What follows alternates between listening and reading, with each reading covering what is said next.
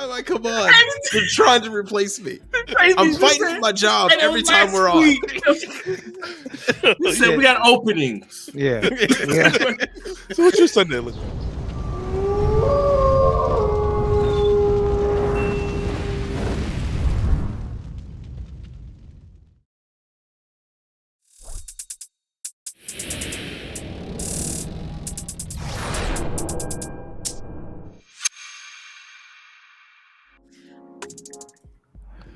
What is going on, people? It's the Undergated podcast presented to you by the Undergated Network. We had so much fun last week with the homie Tim. Shout out to him. If you missed it, this is what some of you missed. When it comes to the unicorn is that they are the same suit throughout all of it with extra portions to it. But sometimes when you're buying the kits, like they don't even come with the fucking extra sets. Like I had to buy a P Bandai version of the expansion set to my unicorn, to my Banshee over here. Like that's fucked up. But you did, Austen, you took. Now we're here with the homie Gunpla OG. What is going on, brother? How's it going? Welcome to the studio. What's up, man? Gunpla, all right, man. That's what's up, man. Like Gunpla OG. If y'all don't know about him, go follow him on IG. His stuff is crazy. Please. I've been following him for years, and this stuff is crazy. And we're gonna get into that later on in the segment. But glad to have you on, brother. I appreciate it, man. I appreciate what y'all doing, man. Top 5 in the game. Once you top follow five, him, you'll know. Top 5 in the game. Top five. Like that's the crazy part. Like, no, I'm like all seriousness, no jokes aside. If somebody come to me, I'm gonna throw probably the obvious two in, right? Like Studio G, right? Yeah. Like EA Gunpla. And for me, you up in that category when it comes to your stuff, man. Oh man. It's crazy. I not too often, but every once in a while, like EA Gunpla, he don't speak like that much English, but he's actually a cool guy. Like he responds to your stuff. He's like, hey man, nice stuff. Or what tool did you use? He'll respond in the best way he can. But yeah, man, dude, it's just reaching out to some of those greats and looking at a lot of those great people and just really trying to take that and trying to perform it myself, Absolutely. And you almost there, bro. If not there. Almost. Got a lot of learning to do. Absolutely. So y'all ready? Ready for this episode? I think it's gonna be fun, man. Yes, sir, man. Yeah. Let's do it. Let's go ahead and get into it. Y'all already know what's up first.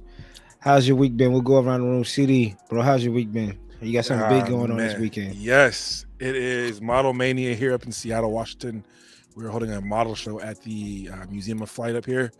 Shout out to the bro, Josh, also known as Cobra Plop, for putting it together. I wanted to give a shout out to all those guys because we're all putting Gundams on the table to represent the Gunpla community and try to bring in more members because I'm tired of people calling these damn shits Transformers. Not Transformers. That shit kills me. These are mobile suits. These are Gundams. We put our blood, sweat, and tears into them. So for us to be able to put this out with a whole bunch of model cars, planes, we have a 10-table show. So I wanted to give a shout out to Josh, like I said, Cobra Pla, Gunpla Customs, and Gundam Dad Jokes. We're all from all parts of Washington putting their stuff on the table, trying to represent. That's what's up, man. Got a show for the Undergated boys. Got the ticket stickers on the table, QR codes ready to go. That's what's up, what's up. That's what's up, man. Come tune in. Appreciate it, man. That sounds fun. For that, I wonder how deep that state is when it comes to Gunpla. I hope y'all it'd be dope to be the only 5 for real that's holding the whole state down, bro. Because you got your states. There's probably California have probably over 100,000 builders, dude. Right? Virginia, even here is still deep. ODO is deep in that gun. They went from having 2 tables when they first introduced Gundams to now 6. So it's getting heavy. I'm gonna have to swing up there, man. And one day, man, it's always the last Saturday.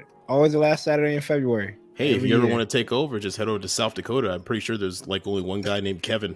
And guess what? He is badass. He Right. Like, one for one. Be like the ones in the anime. Show up there, right? Show up there. He's about to win some shit. And he got everything. That village that's far, far away you never heard of. Like, how they every time he comes in, he just hears Doom music playing.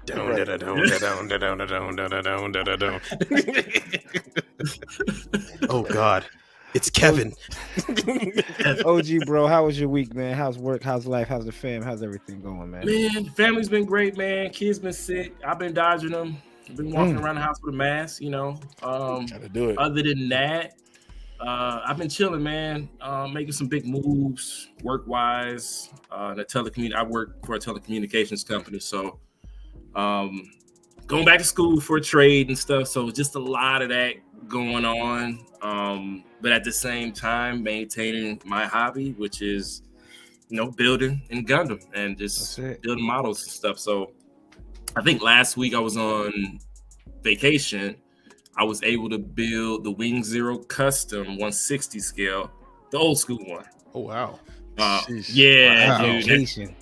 Jeez. Dude. That's like And vacation then, inception, man. You got Right. vacation, building on a vacation.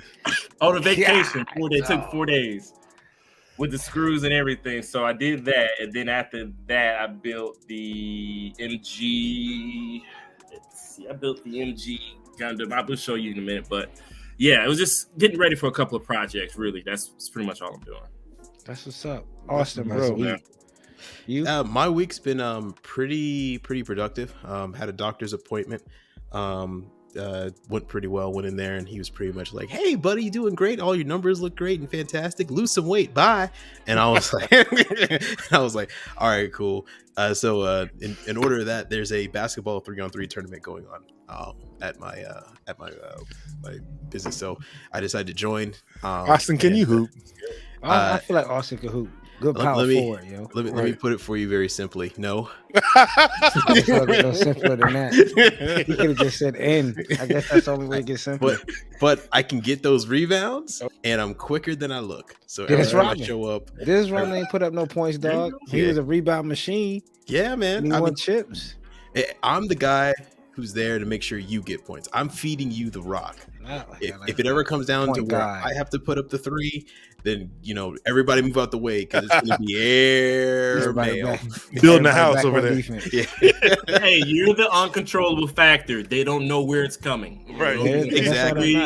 Exactly. They don't know. Yeah. And some scary stuff happened. I think one of my coworkers he tore his Achilles. So in there. Right. Yeah. It was a soft spot for Coop up there. Right. And we were like, "Oh dang, all right, cool. Scoop him off the field. We got to finish these 15 minutes." So we went out there and finished the rack, but he's all right. He's doing okay. Yeah, this week's been all right. Yeah, that's exactly what happened to me the last time I tore my Achilles. Playing basketball. Playing 21. What's crazy? I was up like 10-0. But I want to take it to the rack. Oh, we were smashing the competition. It was like 36-7. Like, yeah. Now, granted, the first game we played was against I think some high schoolers and middle schoolers, and we were all like 30-year-olds. So, and we didn't have any mercy. So we were just like, and one. But it's been you're gonna step foot back in there. You can't come in here anymore. You got your picture right up by the gym door. Right. You have to leave. Yeah, right. Exactly. But for me, my week, same old, man. Work 4 days out of the week. Kids this weekend, so it's like for real. It's like I'm working until at least till next Friday, and then next week. Or this Saturday, since this will be airing on Wednesday, this coming Saturday, 3 days from now, Austen and I'm pretty sure Austin's still going as ODO next weekend or this weekend. Me my third time going there and putting something on the table. I don't wait till that day comes and put something on the table. That's how I usually operate. Undergated boys. Yeah, you be there in spirit, bro. Yeah. With some stuff like that. And if you can make some of your resin kits real quick. That'd be great. Yeah, mail your resin kits in. Yeah. I don't know if look, you mail it here, they might not come back, dog. You might fuck around and see me one more. I might put that motherfucker on the table. Built by Coop, bro. Yeah, I didn't see this one before. Shit was crazy. Every time somebody asks me a question, man, for real, stay away from it. This shit is crazy.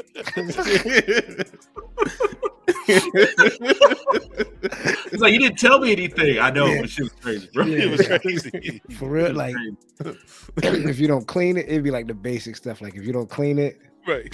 Wear a mask when you're standing. Hey, make sure you got the right colors. Yeah. Exactly. Make sure you paint it. Don't forget the nippers. Those sound like those early resin gatekeepers, man. Right. Oh man, like where I got this from. Check your Hobby Town. Check your Hobby Town. Knowing damn well they don't sell no. They might be all out though, but you never know. That's where I got. That's where I got mine from. You see it on the table. It's winning competitions. So you better. I'm trying to give you the answer. I never. Okay, the dope. Not really listening. That's what you're telling me. Yeah. That's basic. Yeah. But that's what's up, man. Like with me, that's all I have.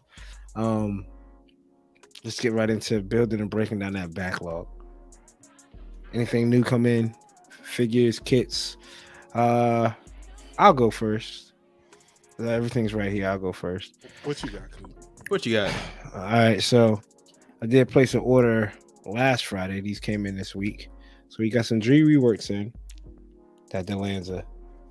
He did a crazy job on that too. Nice. Ghost is amazing, man. Yes. And then finally, Ghost, G Reworks, whatever company, started doing the Mark IIs. So the Mark II Titan real grade and the Mark II real grade water decals. Because before it was only Bandai doing that group. I think Bandai was only doing the Zeta line. I couldn't like Delpy didn't have any. And outside of Delpy and G Reworks, I don't know who else. That's like it was just Bandai. I feel like it was just those three, right? That do suits. I know there's like a whole lot of other companies that do like caution decals, but not a whole lot of like mobile suit oriented decals. So I'm glad that that's in. I'm probably later on down the line I'll get the one for Mark II, the regular AU. P Bandai order came in, so I ordered this because I know I won't get to that real grade no time soon. And I know, and then when I do it, I don't think I'm gonna be like wanting to take it and do pictures and have it fall over and scrape because it's getting the paint. So I said, forget it. It's $50. Pre-ordered it a couple months ago. I said I'm not gonna really be hurting for $50 when it comes out. Here's the figure. This could kind of be like the toy photography version of the figure when I start taking pictures and stuff. And I think they have the weapon pack and accessory pack still on P Bandai. So if that's up there, I might pick that up. I'm faked on the real grade and I regret it. Pump faked on it like 3 times. You pump Shoot it. Like, yeah, that's it. Yeah. Looked like Kyrie and Luka last week. Couldn't get the shot off. Could have dished it like yo, you big time. Yeah, so are you. Take it away from me. But like nobody wanted that responsibility, dude. Right. I was trying to default to each other. Oh my god. And last I'm not gonna be on social media. Right. Last up is a girl kit, bringer of the light, Fandy. Got this from USA. Saw this. Took 2 weeks to get here, by the way. But that's not messing with USA, man. I don't know, man. I don't know. I can't say that. I don't know. Because it's going to take me a long time. Now, it ain't going to take me a while to get to this. The moment because this came in the email saying this, the emails you get from USA, these are what's in. And I said, oh, that girl kit looks pretty dope. Clicked it, scrolled down what's in the box. It was like 4 LEDs included. I'm like, LEDs? And I looked at the mask and I was all for it. So I think the mask lights up and the gun might light up. Everything that it comes with. What size? Was it 112? Yeah, 112 scale. Okay. So 6 runners. Look, it's not a lot. 6. I open it up. Well, I didn't open it up. A Megagami device, so it's not a frame arms girl. It's not frame arms girls. I think are 1/10. Usually, the smaller number, bigger it is. I look at 1/12 as like Marvel Legends. Yeah. The 1/10 ones are pretty big. The 1/12 of the Megami devices, they're just slightly smaller. And then you have the Shogo Tensei line, which is like 1/11. That's not too bad. Yeah, that's not too bad. That's not too bad. And they're big pieces too. Knock out real quick. And they come with LEDs and stuff like that. So no, that's pretty good. That's pretty dope. Yeah. It looks good. I like the design. I really do like that design. Yeah, I'm a sucker for long drabs or capes like that, especially with your kids. And then that helmet is pretty dope with the single visor. Is that number 4 for you, Coop? 4 girl kits in there? Yeah, 4. I mean, shit, man. Who's counting? Who's keeping count? Yeah, my fault. Yeah, it's cool, man. Who started this craze here? Who started this thing with Coop? Come on now. I see. Okay. Yeah. Okay. I'm not the gaslighter. Right. Austen done drug us into the deep end. Yeah. Austin ain't saying that. He's like, yes. There's gonna be something. It's all coming together. Slowly, this is going to become a new podcast. That's all I got in. People. That's it for me. What about you, Austen? Anything new? Yeah. So I did get also some G rework decals in. I got my 2 Jesta G reworks for it because I have a master grade. I need the master grade versions. I have my master grade Jesta and my master grade Jesta Cannon.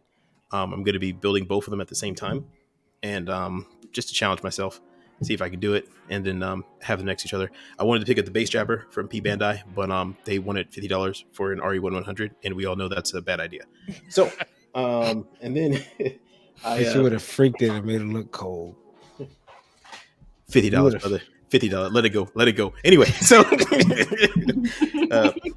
a buddy of mine I work with, he's a big Gundam fan, so he let me borrow the entire box set for Gundam Wing. I have all the DVDs. They're just laid out over there because I started. That might not make it back.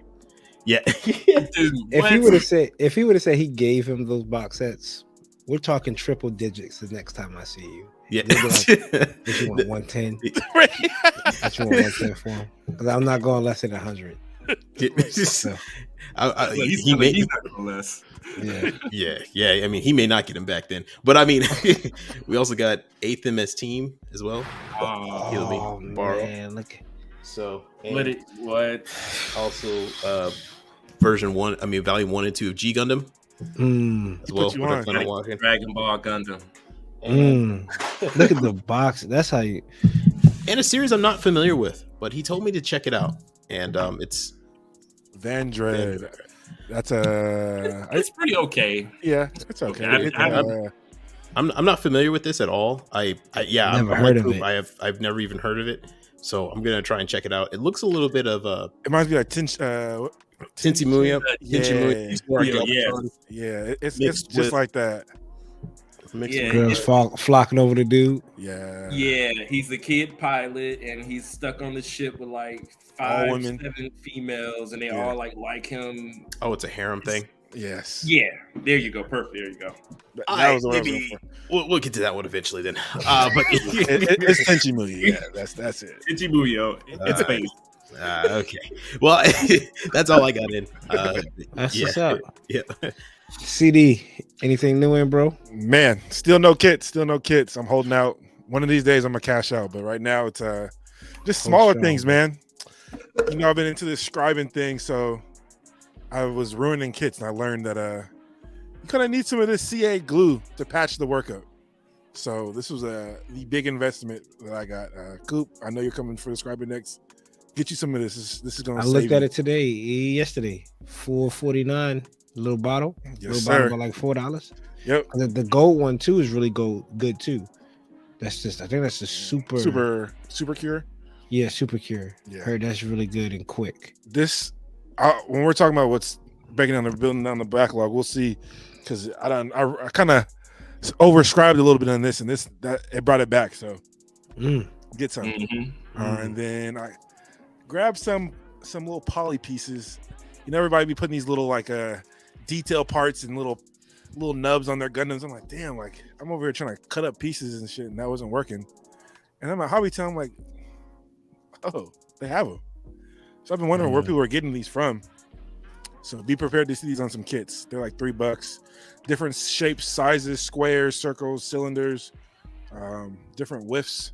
They're like $3. And what's the name of it for my Spotify listeners? Yes, these are evergreen scale models, strip styrene. So and they come in like sheets too. Yeah, sheets. And those sheets sometimes are perforated, so like they have different like gradients or version or patterns in them too. So you can cut it out if you want to make a pretty cool cool addition. Yeah, different thickness and stuff. Yeah, we're here for we're detailing up this year, man. We're really in our bag. We're getting better, man. Every step of the way, man. Stepping up. That's what I'm focused on right now. The kids ain't going nowhere. Clearly, ain't going nowhere. Nah. So let's get better at the other things. That's what we do over here, man. We progression. Right. It's progression. Right. That's what Project 23 is. It's not just better in you know. How many kits you want to knock out? We can all knock out 20, 50 kits if we sit down and clip. Yeah, we can knock out all this in 2 weeks if you wanted to. Yeah, but they would all look like me. Right. Exactly. Let's get a little better ourselves. Let's get a little better. So that's what I got. What about you, OG? Man, I am waiting. I am just waiting. So typically, I got a couple of primers coming in, black primer, some paints coming in.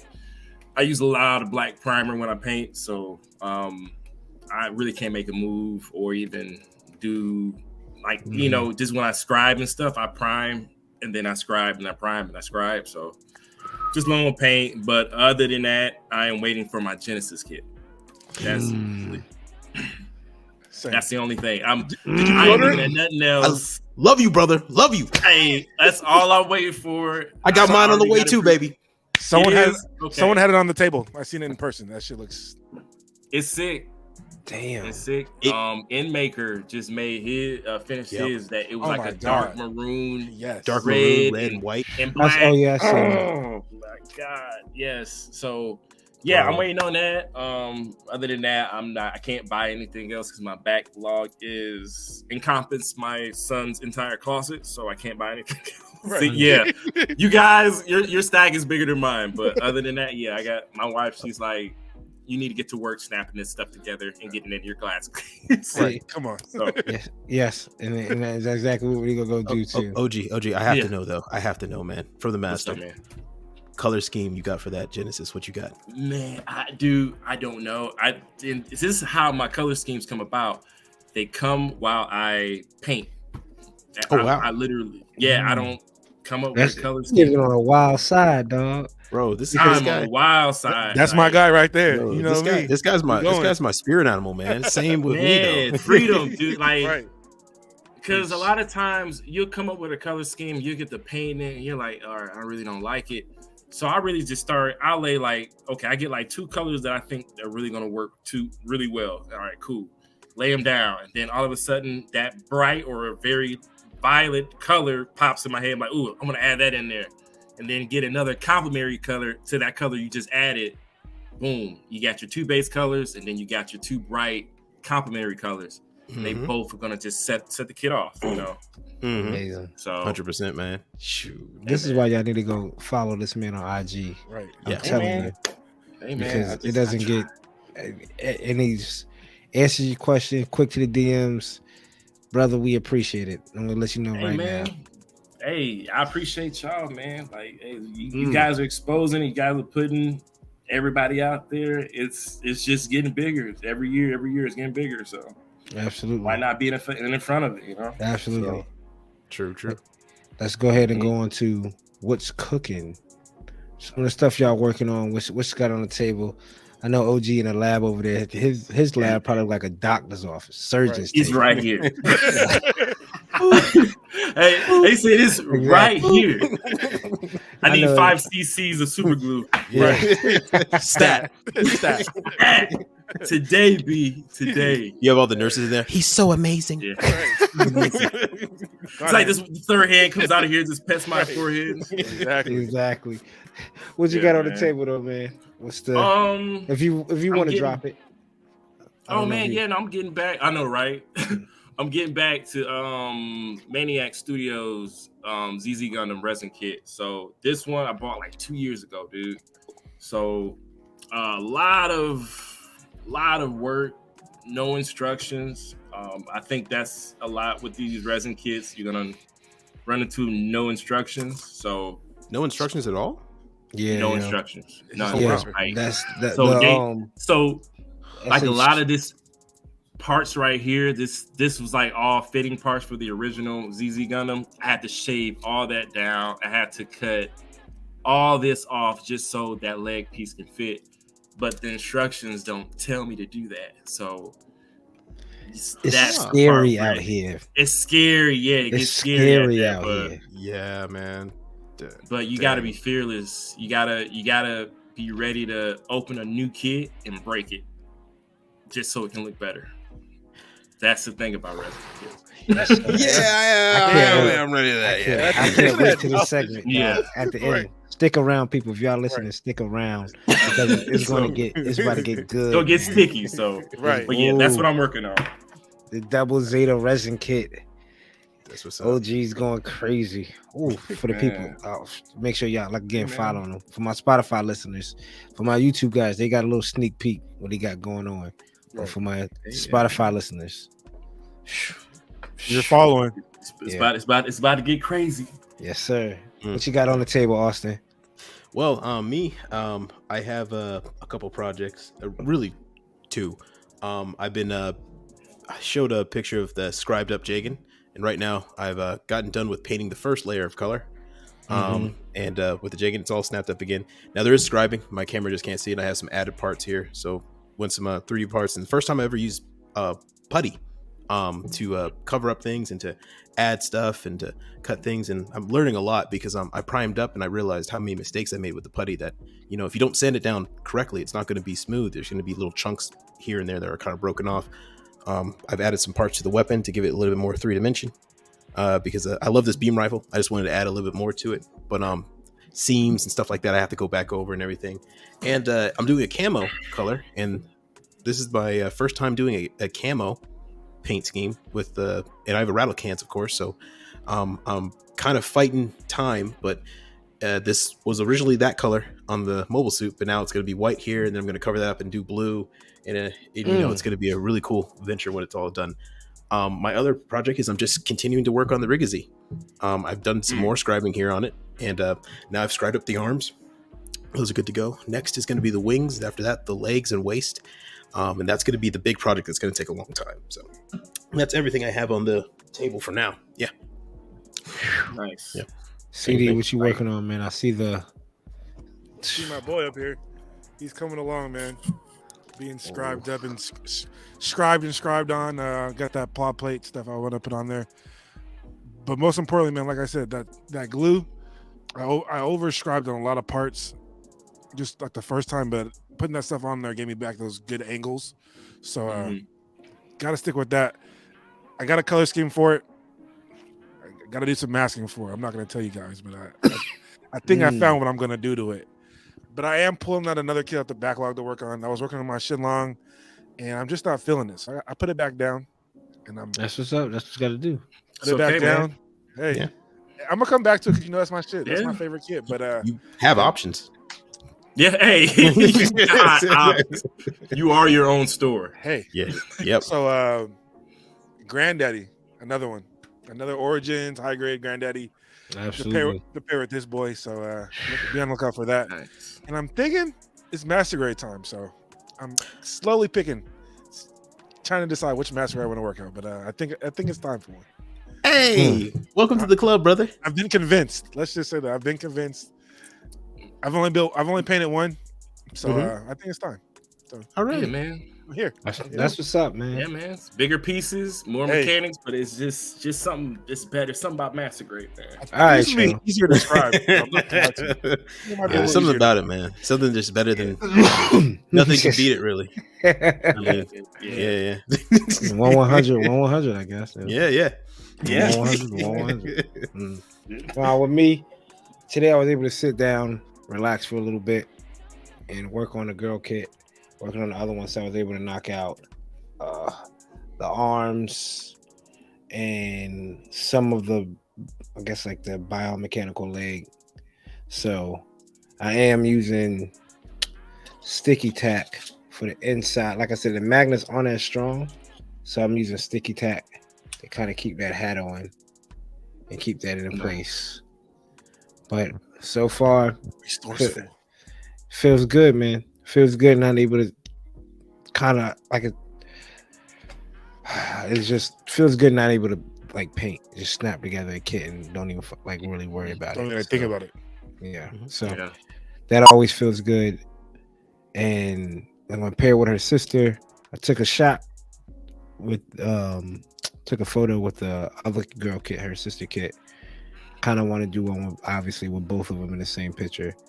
And I'm in the mood taking these Gundam Wing metal figures down off the stands and taking them outside and taking some shots with Wing Zero and Death Sight too. So that's all I'm working on right now. I am like cleaning up the area and stuff like that this morning. I did tap into the Gritter primer. Okay. I ain't gonna lie to you. Short review. I think it's all right, man. It's all right. It's a good 2.5. It's a good 2.5. Do that. Yeah, man. Can't do that. I'll go like I'll just do this. Make it look like I'm doing. This is it right here. If you want to deepen some lines without ruining them, that's it right there. I wouldn't say don't really scribe with this, but if you want to like clean up, I think this might be good for resin because this is meant for just digging out lines, rather than going back and rescribing some lines might be this. This might be it. I'm glad I got this. I ain't gonna lie to you. I think it was like $25, $24, something like that. Comes with scribing tape too. Yeah, comes with a whole. I'll put it up, but 140 pieces of. Oh wow! Wow, yeah, pretty slick. And the presentation was nice. I opened it up, had a nice little card flipped out. That's the one thing about Gun Primer. Yeah, Gun Primer got some. Their presentation's always dope. Yeah, they like to be like the Apple of Gundam products, like literally. The Lamborghini of Gundam stuff, man. I like it. It captures me. I'll try to take a picture like that this morning. The shit ain't work like that. But that's all I have. Let's go ahead and go into what's new. People that don't know, we have some box art for the new Witch from Mercury kits. It look like they're all the Friths, if I'm not mistaken. Yeah, the Frith and the Frith Yor. Yeah. That's y'all lane.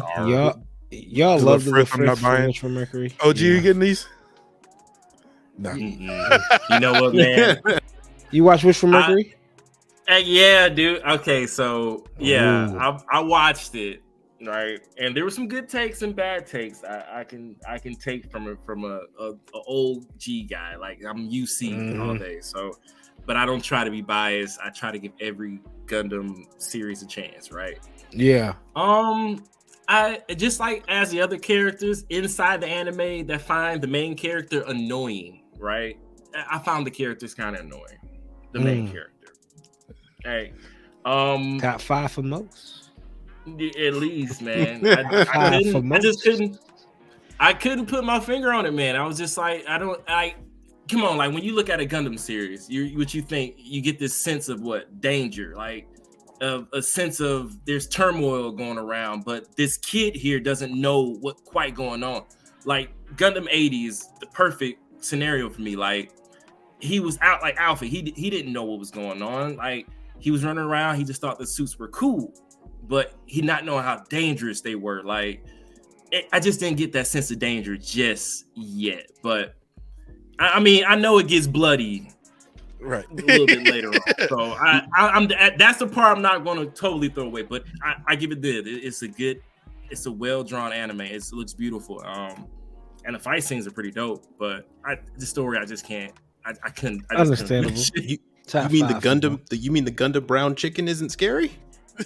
Now that's scary. Yeah, it's scary. It's scary. Like now that's scary. But what Coop was saying though, but the eyes are so big, it doesn't look menacing to me. Yeah, they're like chibi eyes, man. Agreed. They started doing that with G-Reco for some weird reason. I have no idea why. I don't know why. You think Chibi popped off over this?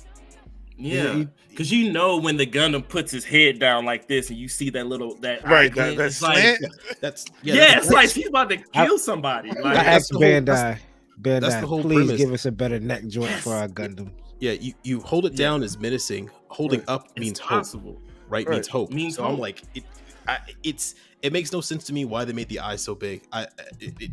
I don't know. It must be some type of design language that they decided to adopt from G-Reco, which was originally designed by the Eureka 7 art team, which all their mecha had those large eyes too. So it was just a design feature that carried over, but it was one that I think they could have done without, or someone in a suit could have been in there and be like, no, make it look cool. Stop. Put the pencil down, erase, and make it look cool. Are you guys getting these shits? Because these are that's y'all's Lefrith. That's y'all's. That's y'all's Lefrith. That's y'all's. Remember, that's what y'all stood on, right? That's like. Wait, who's y'all? That looks like Leopard Gundam. I think we all said this shit was trash. Yeah, we all did. All of us agreed that these are bad. Y'all love the Lefrith. Yeah, the original Lefrith, the pink one. Yeah, the pink and white one. The cool looking one. Not these. Yeah, this isn't a Lefrith. This is long standby. So stand by. So y'all gotta. They couldn't even give it a full name. Yeah, it's It's terrible. I don't. And in that show, they have a ton of symbolism. Like the Lady Prospera, it's based off that old Greek painting of the Prospera, the old wizard who gave up his son with the fairy Ariel in order to them to have a better life. It's all based on that old proverb story. The I think was literally a demon from some other thing, and man, this looks like one demon of design. It's pretty bad. Yeah, it's I'm not liking it. Keep it, but Bandai. Also, yeah, you can keep that, Bandai. I don't know what you were thinking, but also in Iron Blooded Orphan they dropped the new pics for one of the older rebuilds for the original suits. That was back in the older war, but that's y'all's IBO stuff. So yeah, I'm trying to find that. They actually dropped a video. I'm trying to find it, dog. You're not a fan of IBO either. Y'all just like wait, OG, you ain't a fan of IBO? Not really. I'm a mix between that too, man. OG is UC or die. UC or die. Yeah. It's UC. Yeah, if you can't get it right, you better just die and they gotta go off somewhere else. I think that's my hot take. I think Gundam peaked in like 2000, like everything up into 2000 and everything after. I think UC Unicorn is the best that it's ever been. That's where it stopped. UC Unicorn and Thunderbolt. That's when it stopped. Yeah, and Thunderbolt. You know what's funny? Thunderbolt they consider in a different universe. Yeah, they consider that in a different universe. It's a universe where Char and Amuro don't exist. Really? Mm-hmm. Yeah, that's crazy. I'm really. I got to read the comic book, man. I got to read the comic book. Yeah, it's pretty trippy when it gets to Thunderbolt. It's really trippy because there was at that one point where he said that's where he. I guess when they received the Gundam Thunderbolt, and he was like, I guess one of the guys or scientists said, "Hey, I wonder why they sending all these prototypes out all at once." And I'm thinking they was sending them all out after the 1 year war, or during the 1 year war, or after that. Or during that time. Yeah, I have to read it again too to catch up on it. I was wondering the same thing. I don't know what was going on. Yeah, that caught my eye because because during that time there was multiple different Gundam prototypes. So and I'm thinking like that was it's just a side story, but you know how the Gundam world universe goes. Just, yeah. A billion stories everywhere. But but speaking of Thunderbolt, there was the 10-year anniversary of Mobile Suit Gundam Thunderbolt, where they did a mixture of some Xeon suits mixed with some Fetty. So this is a Galgoog Federation mix. I actually kind of like this. Yeah, it looks dope. Nice. I'm not a big this actually looks pretty good. Galgoog fan. I'll say that the Galgoogs and Thunderbolts look good, but I'm right there with you, Coop. Most of the Galgoogs I've never really been super impressed with. So I'm with you on that. The one from Thunderbolt, and I say the one from the 0080 era. That one, it was a brief clips of it, but it looks very cool. I was like, yo, I need that. But yeah, it's no, go ahead. No. I was gonna say I completely agree. I completely agree with you. Yeah. It's one of those things that some of these mobile suits that I wish they just could have put their money towards and really put them out there. Like, I don't know. Even during the Bandit Flower, that whole Outgot team, that infiltration team, I'm like, yo, I've been waiting. I'm like, you know what? I'm gonna buy like 3 Outgot suits and Outgot suits and. Yeah, I'm gonna make them. Yeah. My one of my favorite things about any model kits or any type of military weapons are electronic warfare units. Yeah, I thought that was pretty sick. Every time I see an electronic warfare based mobile suit, even in Macross where they had that Elite Seeker Valkyrie, right? That's the coolest thing ever. So when I saw the guy and he had the 3-prong antenna that opened up, and I was like, yes, get me that in a kit anytime, please. And Bandai, of course, is never going to make it because they don't know what we that want. Is. Yeah, they don't know what we want. Look at that. And they also released this, which was the redesign of the GPO2 in the Thunderbolt universe. That looks terrible. What? That looks terrible. Okay. I'm sorry. I keep hearing you say terrible, but I think what you mean is awesome. What were you saying? Awesome. That looks amazing. Oh, okay. All right, cool. So I do need to get my ears checked. My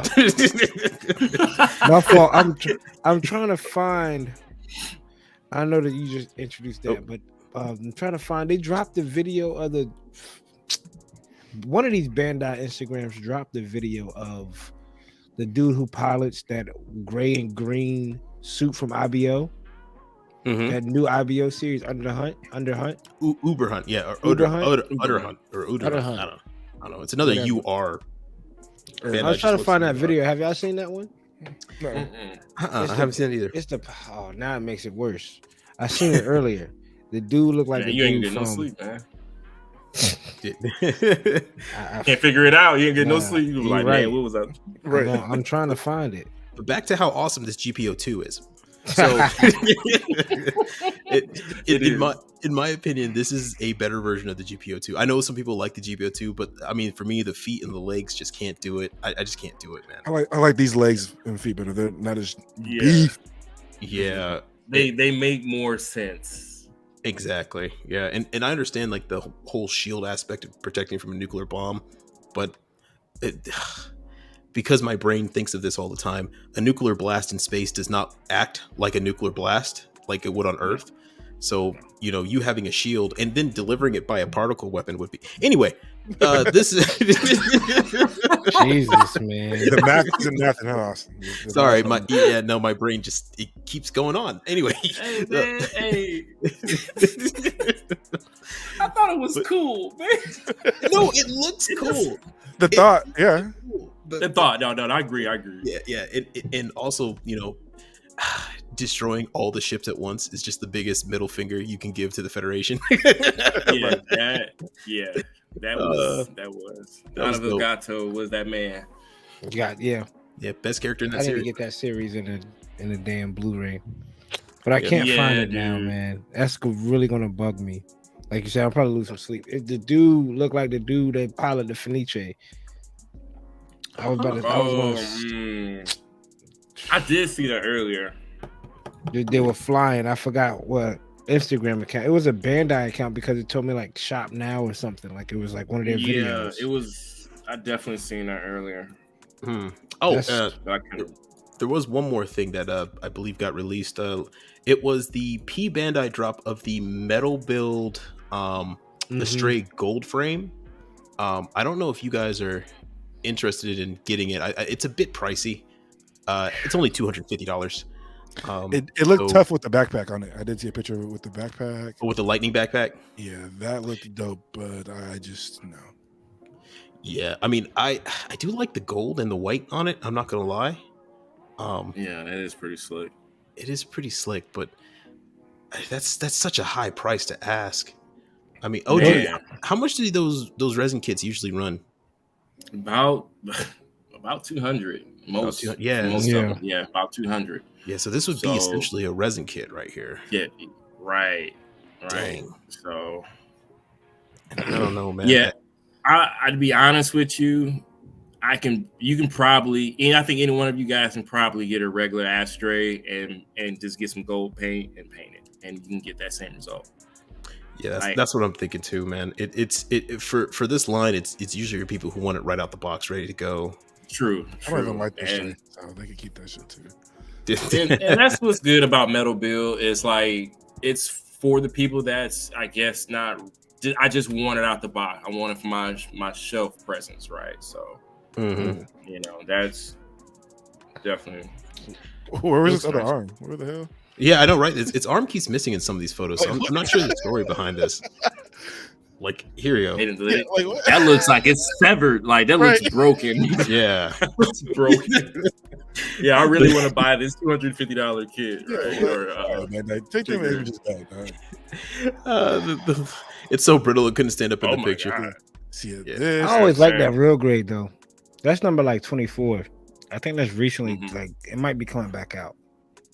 Or the black one is 24. I think this is the P Bandai in real grade, that white. Yeah, with the rocket launcher too, right? The bazooka. Yeah, you get this bazooka if you buy the master grade Buster Gundam for the seed line. You get this exact weapon, so you can use it with all your other seed kits. Oh, I swear. Yeah, I have one. If you guys want it, I can mail it out to you guys. I don't need it. I don't need it either. I'm probably not going to use it. Look at that. I'm gonna contact you after this. I might need that. All right, I got you. I'm gonna get up with you. Hey, I got a bucket full of parts. I need it. I don't even know if I need it. I need it though. Oh, brother, you don't even know. You don't even know. Exactly. I got a whole closet full of spare hazels, man. Spare parts. Oh, really? You need 30 hazels? Yeah, you can build an army. I did build an army. Wow. No, I found the video. Is it from the video game? Yeah, it is from the video game. But it does look dope. Yeah. It does look dope. So range Bristol. Oh, the Asmodee. The goddess of love. Yeah, this guy.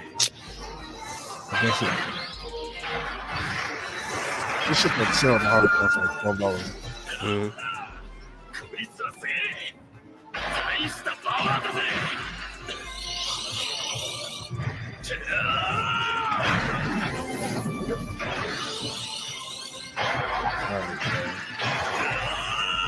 This melee Gundam is doing all this. Yeah, that's what I'm trying to figure out. Like,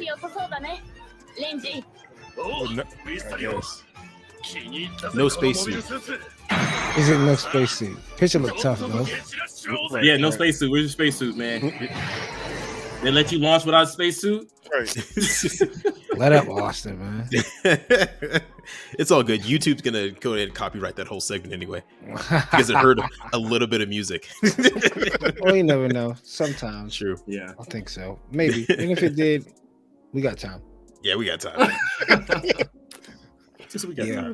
But that's it for what's new. Austen holding it down. Thank you for letting us know about that metal build structure. I have to get my hands on the metal build structure one day. It won't feel right as the collector in me not to let a metal build structure in my collection. I think there's vicariously through you, then, big dog.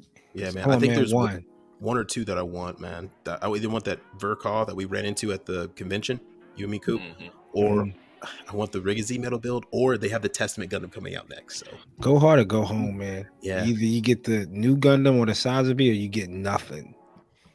Dude, that Sazabi's like $2,000. Yeah. And it's perfect grade size. You talking about the big one, right? Yeah, that's ice for dinner for a month. What do you mean? Yeah, bro. Not even ramen. Ice for dinner. Man, I'm taking a loan out to get crackers. Right. Crackers. Hey man, you know what you got to do. It's tax time. Hey. That 60-year-old lady might look 16, man. Man, yeah, really out there shake it.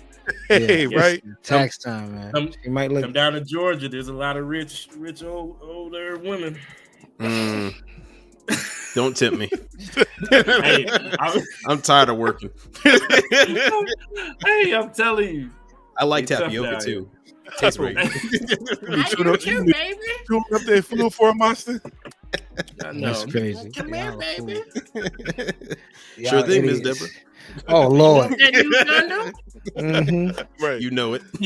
Is the money wrong? You want that new Gundam? Right. It was the one you got for me. What you talking about? Right. Is it? You got to make sure. You got to call USA. You have to be like, look, hey, y'all do still have that one side to be left, right? Right. Hold it. Please hold it. Don't sell it. Give me about 15 minutes. Don't sell it. I need another 15 minutes. I'm working something right now. Yeah. Don't do this Right to me, now, I'm man. about to sell my soul, man. Right. Sell my soul real quick. So much so. Get back on the phone crying. I got my debit card. We're ready. I got my debit card. We're ready. Oh, you need the last three. Looked at your kid. Christmas ain't coming for the next couple years, sweetheart. Santa ain't coming. Let's go right into Hold That Thought. Some new stuff. By now, everybody know my Philadelphia Eagles lost a game that was already rigged from the jump to the Kansas City Chiefs. Hey, they in Cancun with my boys. It's just another proof the NFL is becoming more and more like the WWE every time I look up. Robert Goodell is Vince McMahon, and the Eagles is probably nothing more than Taker, man. We're the Undertaker, and they're promoting Triple H and The Rock right now. So that's one hell of a script to get. Hey, I was like, oh, okay, I really understand that one. They're promoting Triple H, The Rock. They're the face of the franchises right now, which is understandable. But just like the Undertaker will rise again. Okay, I see the analogy. I see what you did there. Yep. All right. Brought it back full circle. I mean, well, we'll be back. They're talking about Jalen. If somehow this gets to you, brother, hear me out. From one brother to another, take that 10-year deal. Take that 10-year deal. 10 years, $600 million. Go ahead and get that. Question. I have two questions. Sports related. First question. I asked these two questions at work. You think it'll get up to $1 billion quarterback deals 20, 30 years from now? Or you think they'll cap it? Didn't Patrick Mahomes get half a bill already? Didn't he get $500 million? There's no way. There is no way playing quarterback will get you $1 billion. You think they'll cap it? Think the CBA will have to say, okay, look. I seen that they might just give quarterbacks a separate contract. Do you think that it will get up to $1 billion 20, 30, 40 years from now? Because Boomer Esiason was like, he signed like a $9 million deal one time with the highest paid player in the league. If you're gonna hit the actual like number mark $0.000 billion, I think it could be possible, but also there's a caveat with that. It could be also because rising costs, that $1 billion would only be worth as much as $800 million today's money, sure, future money. But I think billion is a billionaire. They'll be the first considered billionaire in the league, whoever does it. That is true. It could be possible, but I feel like a team or maybe a franchise wouldn't be able to fork up that money immediately. Like it would be a long term and then shared through multiple teams of him in the league, and then he would have to stay in and not quit. The way the league is, like kick down the line, signing bonuses and stuff. But I wouldn't be surprised. I mean, like I said, Patrick Mahomes just got $500 million, but in his $500 million, there's also like stakes in the Kansas City Chiefs. Yeah. So I'm not gonna say it's gonna be a $1 billion deal. It might be $700 million, but then like, all right, we'll give you 10% of the team, which equates to another. I got you. And my second question: what do you think will break first, Brady 7 or Jordan 6-0? You think somebody in the league will go 6-0 in the finals? I don't think so. That seems way more improbable than Brady. Because remember, Brady won those 2 rings in his first like 4 or 5 years. 3 rings in the first 4 years. 4 years. But then he didn't win those rest until like 5 or 6 years later. Right? That's fine. So that's still 3 and 4 years is a lot. That's still a lot. That's a lot. Yeah. That's a lot. 3 and 4 years is a lot. Yeah, but and early, not like late 4 years, like early. Like I knocked this out like my second year in the league. Yeah, His like 5th year in the league, he already has fucking 3 rings. His 5th year in the league, out of his rookie deal, he already has 3 rings. That's tough. I think that's tough to do. Well, that's what I'm thinking. I think Brady's thing could probably break first because think so. Yeah, because I mean, doing it back to back is tougher than just doing it. Right? If you're going to give yourself a 20-year time span to achieve it, it can be doable. If you want to do it today and then tomorrow and then the day after, that's always more difficult, in my opinion. So Patrick Mahomes has the best shot at it, or what? Yes. Yeah. If Andy Reid keeps coaching the way he is, if he still gives him the weapons that he has, yeah. I mean, Andy Reid in that Super Bowl, the 2 touchdowns that they walked in unguarded was because Andy Reid picked up. Well, Andy Reid. He's okay, bro. Andy Reid picked up the defense was flowing to motion. Are you free on Sundays, dog? So yeah. OG, you free on Sundays? Hey, again. Why is it every time I come on, you're trying to replace me? I'm fighting for my job every time we're on. You said we got openings. Yeah. So what's your Sunday look like? I think, what is it? I think open it just. I mean, Austen got a point though, man. Andy Reid schemed his ass up, but they just lost their offensive coordinator. Designed those plays. They lost them. Yeah, they lost offensive coordinator and defensive coordinator. The offensive coordinator. He left when I heard it on the radio. He was talking to Washington. He left. He said they've been there for 2 days. Oh, enemy left.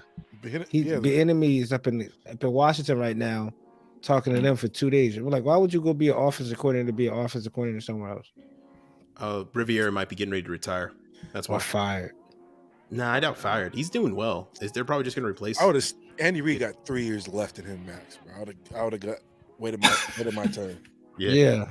Well, Mahomes, right? We could have sealed up 6, and they would have forgot about Andy. Like, I get it. Being a head coach in the NFL is probably the pinnacle. But like, let me get there. 3 more. I mean, he's been up for head coaching jobs every year. Let me get 3 more rings, and I might just walk into being the head coach of the Chiefs.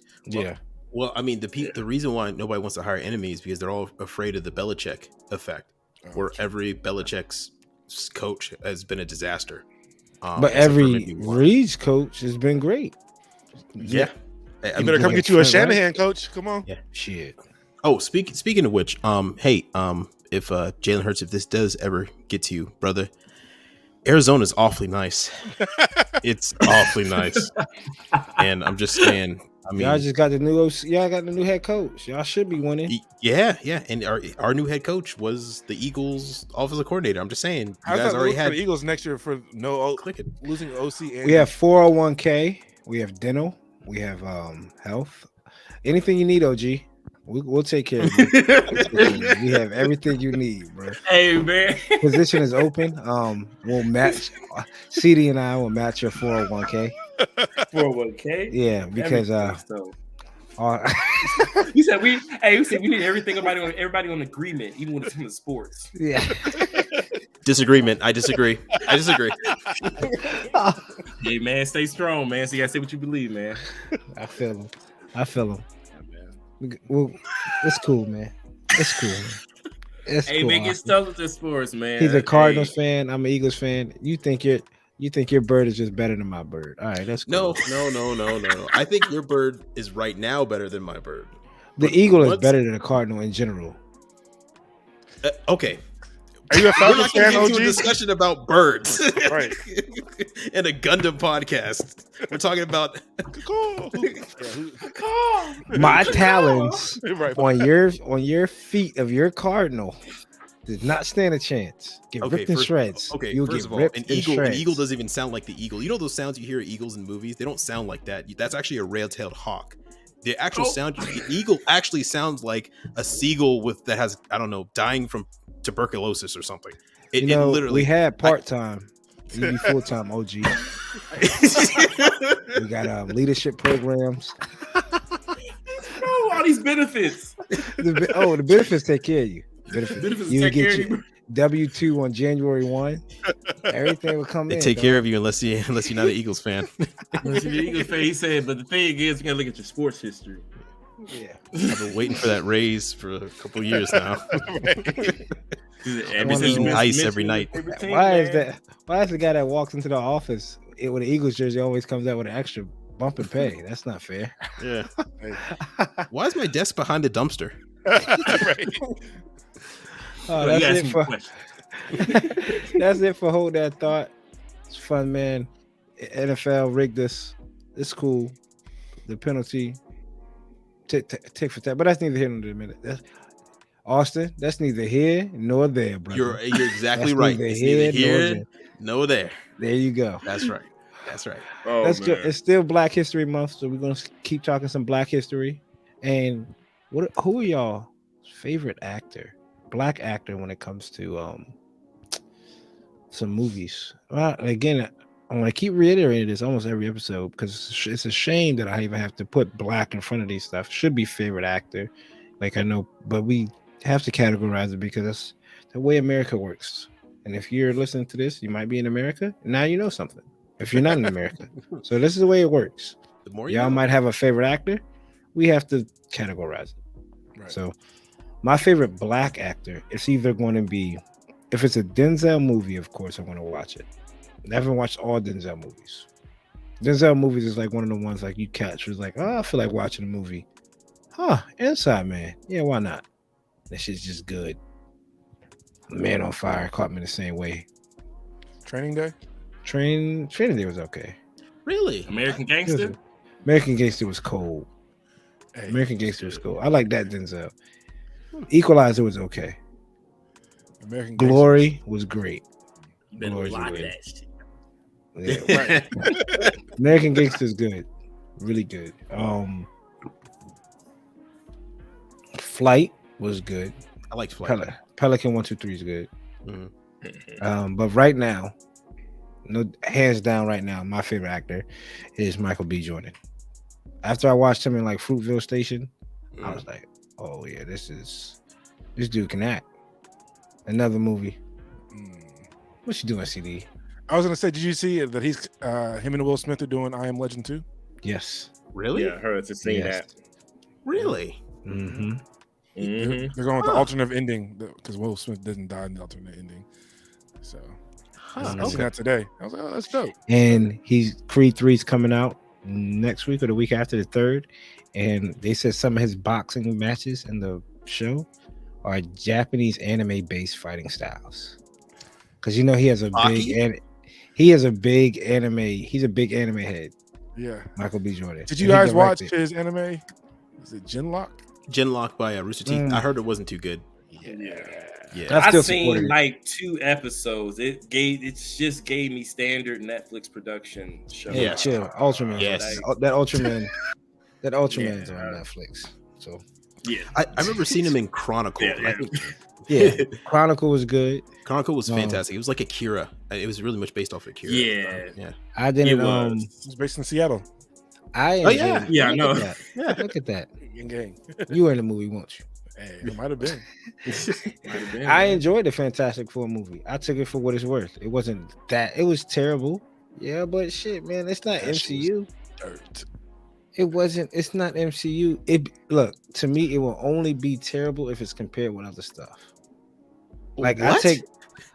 Hear me out. Can't compare to that. Hear me out. If they took Fantastic Four, that movie, and put it in the MCU timeline, I would say it's the worst fucking MCU movie ever. It's a standalone by itself movie. So when I compare it to a superhero movie, I'm comparing it to like fucking Legends. I'm comparing it to like MCU quality stuff. It was bad though. Yeah. It's like taking a bad bro. I'm not gonna. Where was Mr. Fantastic in Cuba? Like all stretched out and shit. Like they found him like in the. If terrible. I take a bad Gundam builder and put him around Studio G, Gunpla OG, EA, like of course the shit will look terrible. But if I take him out and put him on his own on an island, I come and look up at the stuff. I don't know what terrible is because I'm like, this is all you got. So all right, looks dope to me. That's a perfect example. That's it. Like I'm over here's the Gundam. The mental gymnastics I just witnessed. Well, would you a gold medal in denial? Oh my God. I mean, if you put it by something that's like high quality, be like, oh man, what the hell is that? Is that how it's supposed to look? But if it's the only thing I see, oh yeah, this look like a Gundam. Yeah. So you did all right, Joe. You did all right, man. Keep up the good work. That's what I would say. I would walk away I would walk away off the beach. Coop must have been a part of a crowdfunding project for this shit or something. He's dying on the hill for this one. I'm just saying, it's just like the Venom movies. The Venom movies, if I put them in MCU, we're trash. But if I look at them standalone, well, all right, they're decent. Ain't terrible. I mean, I seen terrible. Gods of Egypt, terrible. I mean, that was terrible. That was trash. That was trash. It was standalone. That shit was trash. Standalone, standing next to people. That movie was trash. But the homie Michael B. Jordan, second, right now, first place in favorite actor, and what he did in Raising Dion. If you haven't watched that on Netflix, Raising Dion was good as shit. Yeah, that was good. CD, who's your favorite black actor? There's one voice that you know when it comes on any commercial, any movie, anything. First black voice you think of is, I can't even do it because it's so well, Mr. Morgan Freeman. Yeah, I'm about to say. Morgan Freeman is hands down my favorite actor. I don't know how old he is, but he's looked the same age forever. That's this true. Man looks amazing. Black doesn't crack because clearly he's like 80 something, I believe. He used to be a dancer, so I don't know if he's still like whatever he's doing, man. Nimble as hell, looks good. But his acting, when you hear his voice come on, you just automatically are like hooked. And not too many actors have that voice where you can do voiceovers, you can do anything, man. Like his voice is just so prominent. Voice. Yeah, like you hear it. I'll be in the store and he just has that voice. You have to stop. It's like here, like I don't know what he's talking about, but I might have to go buy it because it's Morgan Freeman. Absolutely. He could voice over whatever. A Prius. Shit, I need to go get a Prius. Like, what voice is more iconic? Morgan Freeman or James Earl Jones? That's a tough one. Morgan Freeman. Morgan Freeman? I would go James. I would say, but James Earl Jones is more. It's like identifiable. It's like, oh, that's Darth Vader. It's like, but to make you buy something, to make you to get your attention, to actually movie that's that Morgan Freeman. Yeah, because he's going to say a lot in the dialogue. Morgan Freeman, because I can. So when it comes down to it, Morgan Freeman is like probably like the number one narrator, yo. Oh my god, bro! Yeah, he probably makes more money as narrating. He could read it. I'd read any book if he was narrating. It could be on anything. Yeah, he did the narration for World of Worlds. From beginning and end, yeah, that was pretty good too. Ooh, yeah, that's nuts. 7 Pounds was one of my favorite movies too. So I wanted to watch that. That's the 7 Deadly Sins one, right? Yeah, is it 7 pounds? No, it's 7. I believe 7 sins. 7. Yeah, it's just 7. Oh my god, it's 7. Yeah, it's just 7 Deadly Sins. Yeah, what's in it? And you know it's in the box, dog. I haven't seen it. Don't say nothing. Don't tell him. 30-year movie I haven't seen. This is the only. You haven't seen 7? No, I haven't, yo. Oh wow.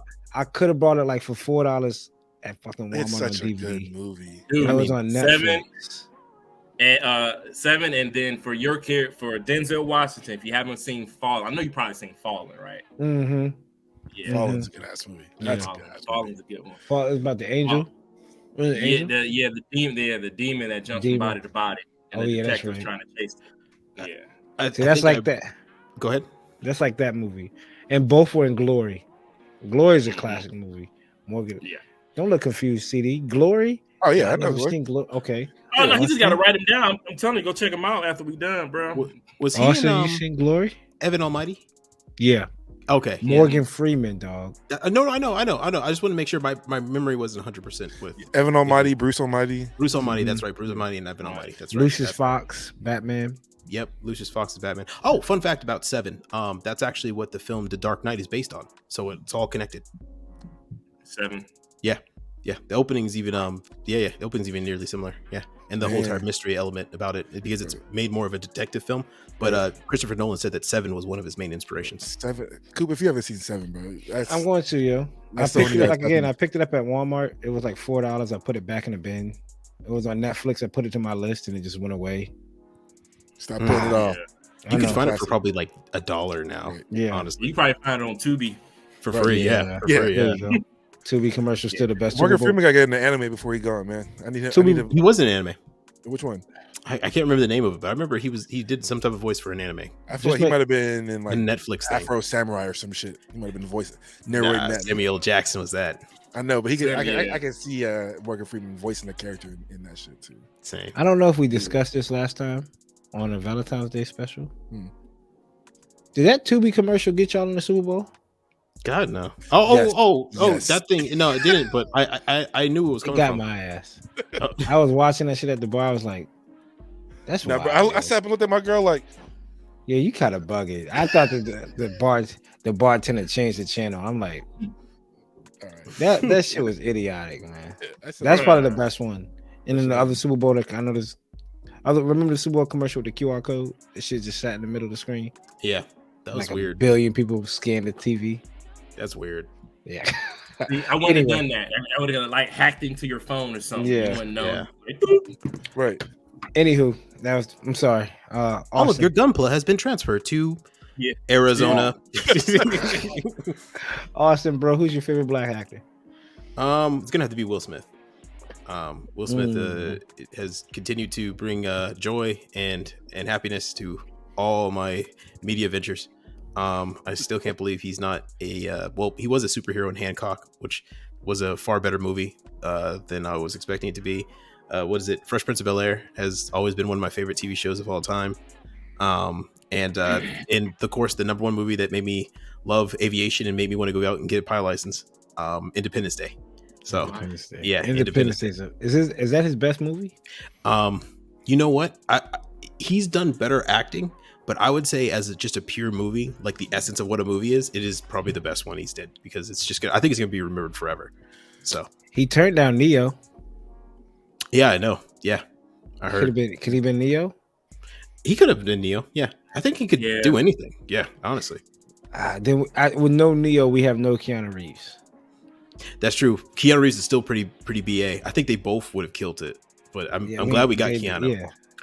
Yeah, you would have got like Keanu. He brought the seriousness, the more the droopy cold guy. But then I think if Will Smith would have played, it would have been more comical, but a little bit more serious. But yeah, because that's what he said. He didn't want the Men in Black whole sci-fi stigma to go with them anymore. Correct. So I think he turned down Neo and picked up Wild Wild West.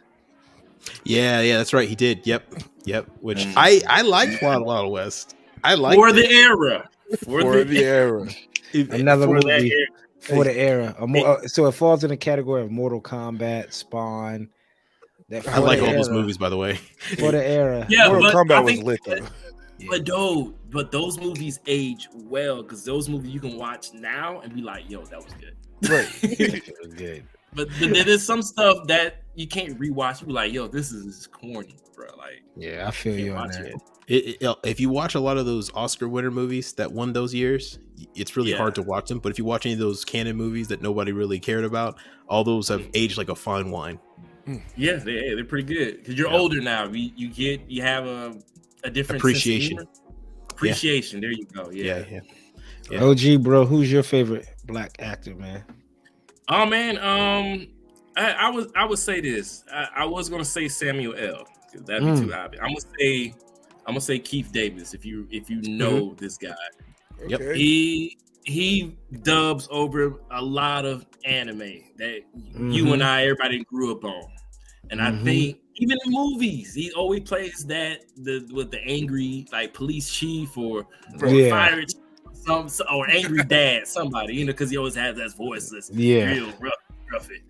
But I appreciate like all the stuff he did. Like if I probably see him in person, I'll probably lose my shit. Like, shit, it's Keith Davis. Like he has that look like what you look at. Yeah, you're right. I think Dead President's like the first movie I seen him in. I was like, I was like, wait a minute, this dude sound like the dude Gargoyles. Yeah. So I was like, Gargoyles, right. Yep. Damn. Gargoyles. So he does. He did a that's lot of what stuff. Crazy. Old 90s Gargoyles. That was my shit, dog. Gargoyles? Yeah, Goliath. Yeah, don't miss an episode of Gargoyles. You're gonna be lost. Right. Yeah. Damn, they in Manhattan. Damn, they back in time. Time? In medieval times? It was just in New York. Just missed the whole episode. Yeah, dude. Man, that's what's up. That's what's up. When it comes to black actors, a lot of the stuff is inspirational stuff. The guys we watched and grew up on, and let us know in the comments below who's your favorite black actor, African American actor, actor of color, whatever you want to call it. Your favorite actor, if it's your favorite actor, that'd be dope too. Let us know in the comments. Next up, Black History Minute again. Nothing wrong with it. All right, next up, we have Black History Minute in Gundam. Y'all already know what's up. Still continue this Black History. And we have Doug Schneid of the Ifrit line. CD, take it away, brother. Talk to us about brother Doug. Doug. Of course we have to talk about Doug because if you don't know, CD likes Ifrits. Doug Schneid was one of the early pilots back in the 1 Year War as well. Fighting some of these unknown pilots out here, kicking ass, taking names. He also pilots the Pixie Gundam, which is another P Bandai kit. Features 2 blades, 2 little like Uzi beams. So not too much about Doug. I don't think we've ever seen him in a TV show. I don't think we've ever seen him in the manga. I think he's only in a video game, if I'm not mistaken. He's what line is that? With the Frontline, Gundam Frontline. Yeah. He's with the Pale Riders, so he's part of that Missing Link group. Missing Link, yeah, that's right. Yeah, so not too much to know about him, but I have to show him some love because, like Coop said, there isn't too many black pilots out there, and he was an ace. And when I say ace, he was an ace. High kill count, never lost a battle. Did lose the Ifrit. I do want to say I feel like he piloted the Blue Destiny Mark II with the red shoulders too. So it fits that. There's an Ifrit that colorway too, ain't it? Yep. So shout out to my guy Doug Schneid, man. He an old type. He ain't even new type. That was kind of disrespectful. We could take that off the site. They gotta have that on. Yeah, they gotta have it. But that's crazy because he was going against all these, quote unquote Nu.Type pilots without without any extra powers or any shit. I believe he had the exam system to help him out a little bit, just even the load. Because the exam was wasn't an exam system to enhance the old types. Yeah, to be on par with a new type. Pretty much, it could do that. Also, if you put a Nu.Type in there, it would just enhance the Nu.Type powers too. So yeah, that's a Hades system. Just like that's what's in the whatever this shit is, the Pale Rider. And the Toads Ritter. Well, shout out to Doug. Go ahead. No, I was gonna say I always like how they have like the old type pilots. How they always, this has been illustrated many times in Gundam series where the old pilots are fighting against these new pilots, but they're still kicking ass. You know what I'm saying? So I always liked the underdog pilots that didn't have all these perks and stuff, right? But but all the skills in the battlefield to be just as fierce. He reminds me of a Rambo Raw type character. Yeah. Experience, know-how, always trumped new technology. Yeah. He was in the show. He would give me that Rambo Raw feel, like just sweetheart, but like I feel like Rambo. Did they ever show who the pilot was for that blue and orange Ifrit? No. Which Ifrit did he pilot? It was in the video game. There was, I believe, they did show a pilot for it, but it was some dude. It's the same. It's that purple Ifrit, like just. Doug Schneid Ifrit. He has like a site. That's right. Ifrit Schneid. Gotcha. Well, shout out to brother Doug. We appreciate it. Everything you did for the UC and all that other stuff. Thanks, man. Next up, we have Creators Corner. We give a shout out to a couple of creators. Whatever you do, if you toy hunt, build Gundams, build model cars, photos, whole line. We just want to give love to people that create, and I want to give a shout out to the homies, the Fig Heads. Shout out to them. They are a African American podcast that deals with a whole lot of Marvel Legends. They deal with DC figs. They deal with a lot of domestic figs like Sentinel. I think Sentinel's Mayfex, Mezco, a big Mezco group. They have a podcast where they discuss new figures that are coming out. Real helpful when it comes to toy photography. Helped me out a lot. Understand lighting, situations, figures, hand placement, real body movement, things like that. So they're the Fig Heads. They're on Instagram. They have a group of people, Matt, Gary, the homie, Hiroshima, the CTG, the collector. There's a whole lot of time is money. Shout out to those guys, man. Keep it up, bros. Keep holding it down for the community. Y'all take a lot of dope stuff. Cap lives, a lot of dope artists in that group. So y'all definitely keep it up. That's who I'm giving my shout out to Creative Corner to. It's the Fig Heads, FIGHEADS. Description will be in the link will be in the description below for their IG. Shout out to them. Good stuff, man. Fig Heads. Shout out to the Fig Heads. I'm gonna go next. I got the Mighty Joe _G on IG. This man has been putting in some work. After we were watching what was it with the Alex Gundam? I feel like I was on a kick. I've been like looking at maybe getting the Alex.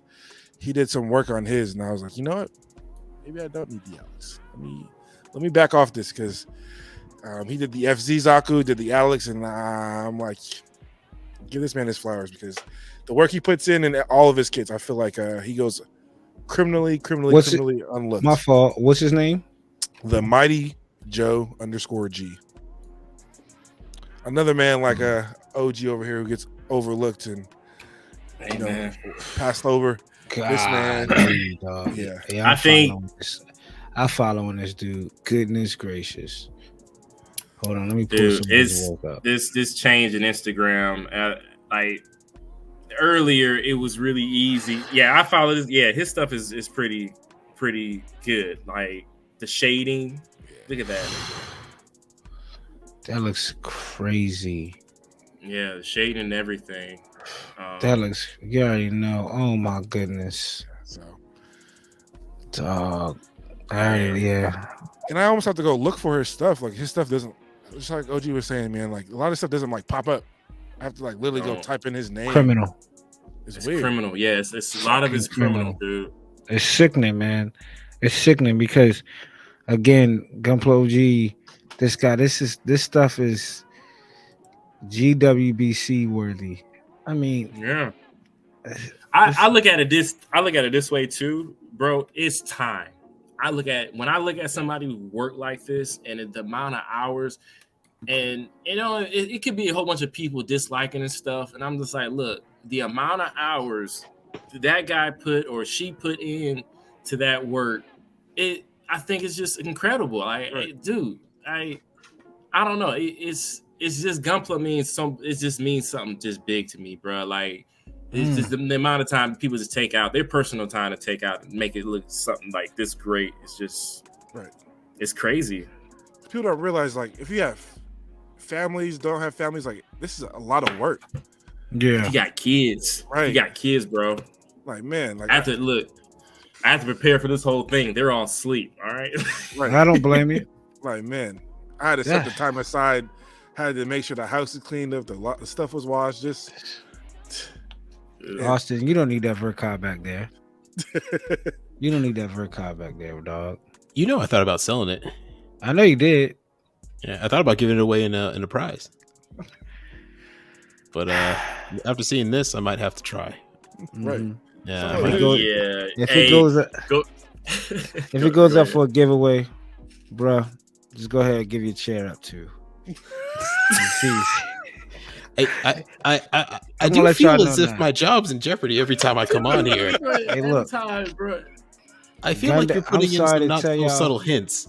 I'm sorry to tell y'all, people who listening, if you're expecting a Gundam wing giveaway, don't get your hopes up. Coop is taking every Gundam wing kit. If we have a Gundam wing kit here, an extra of an extra, it's not making. You better hope tag us in a Gundam wing giveaway. If we'll win that giveaway, then we'll give away that giveaway. That's the only way you get a Gundam wing kit over here. Repurpose in a giveaway. That's because this Verka. It's so much you can do to this. I had a buddy that I did one. I mean, he did just a couple of scribing lines, pink and white, and it was so nice. I think just because of the aesthetics, the whole the size of it just came out so right. Yeah. You need minimal work to make this kid look good. No, that's what I'm saying. Snap build. So, but overall, shout out to you, man. Shout out him. Go make sure y'all follow this guy. Again, link will be in the description below. This is the Mighty Joe _G. He has a pink and white, as of right now, has a pink and white logo with a Gundam head. Austen, brother, who you got? So I have let me just bring up his it's Gunhammer Labs. Okay, hold on. Bring that up. Are you gonna bring them up? Let me see if I can just pop it on to and then it should be. Should that be like? But here we go. I'm trying to see what that be like. Here we go. It's gonna be this guy right here. Gundam Gund Hammer Labs. That's GUND and then Hammer, no space, and then _ Labs.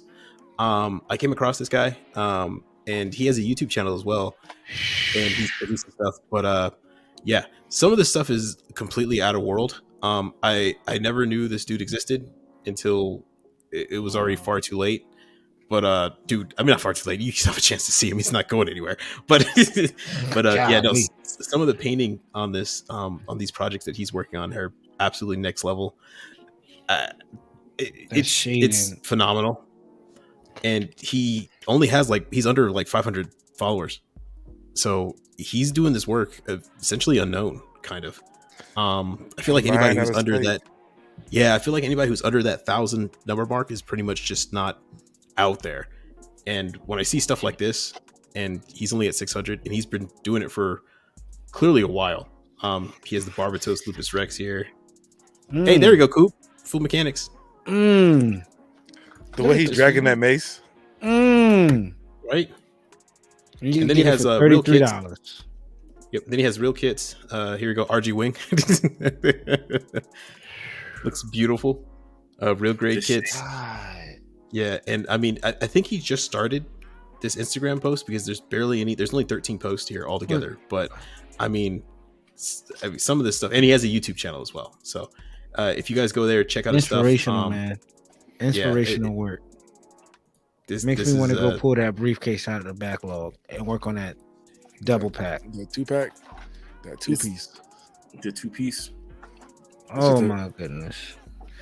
Hopefully my scribing is where it needs to be. Everything works. It's going to get better. It gets better when you do it, man. Yes, sir. Everything happens for a reason. If I could put some scribing lines on that Penelope and Kashi.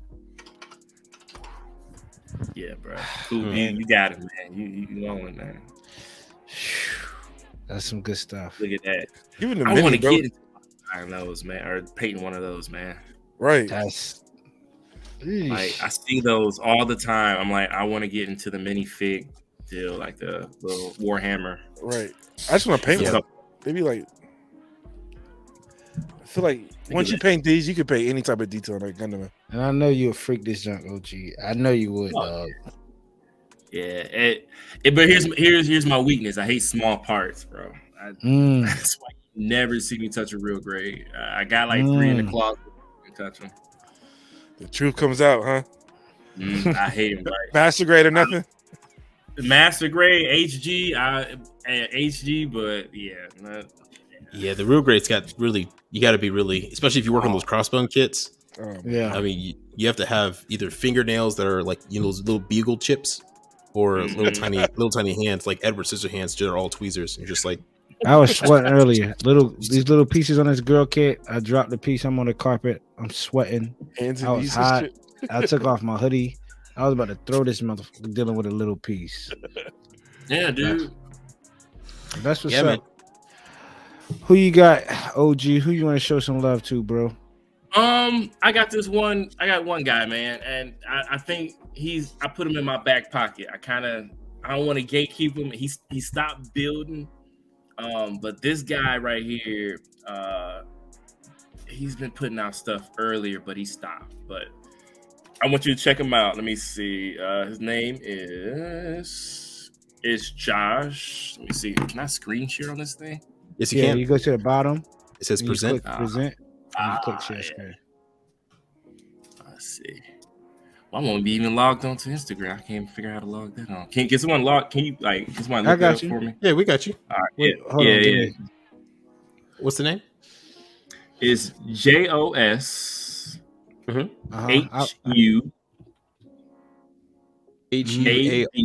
ADARRARH. Yeah, Joshua Daraha. Oh yeah, I follow that dude. That dude's dope. Man, I'm about to pull it up, dude. Let me. I took that's the Nanju I scribed out. I took a lot of the cues from this guy. This dude, he can draw too, man. He can draw. Yeah, and he's an artist. Yeah, man.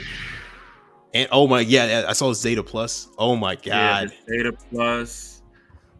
That's all been if you go further down, he does step by step on what he did, how he shaved it, how he cut it, everything. I mean, he doesn't really. These are prints. Yeah, some of these are prints. Some of those are prints, but the drawing, he used to sell the prints. This is what got me. Yeah. This thing. Oh my god. My Look god. At the details, bro. Look under the sleeve. My god. Look under the sleeve. Look at the details, bro. And that's an HG. Leg. This is this is it, bro. This thing is amazing. Amazing, bro. Amazing. So it's I'm signing off. Man, I'm telling you, people like this right here. So I follow of course, I like to follow a lot of the people that are less than 100, and then I keep a couple people like this in my pocket, man, for references, man. Some for references and some for motivation. Yeah, shout out to him. Wow. He's an Australian builder. Wow. See, this is what I'm saying. I love my high grades, dog. And what you can do. Right. What you can do with the high grade. There's no way I look at it. I can't look at this and be like that brown leg and be like, oh, let me add that little indent right there on the calf. That is nuts. You put the vents in there too, come on, man. This is pressure.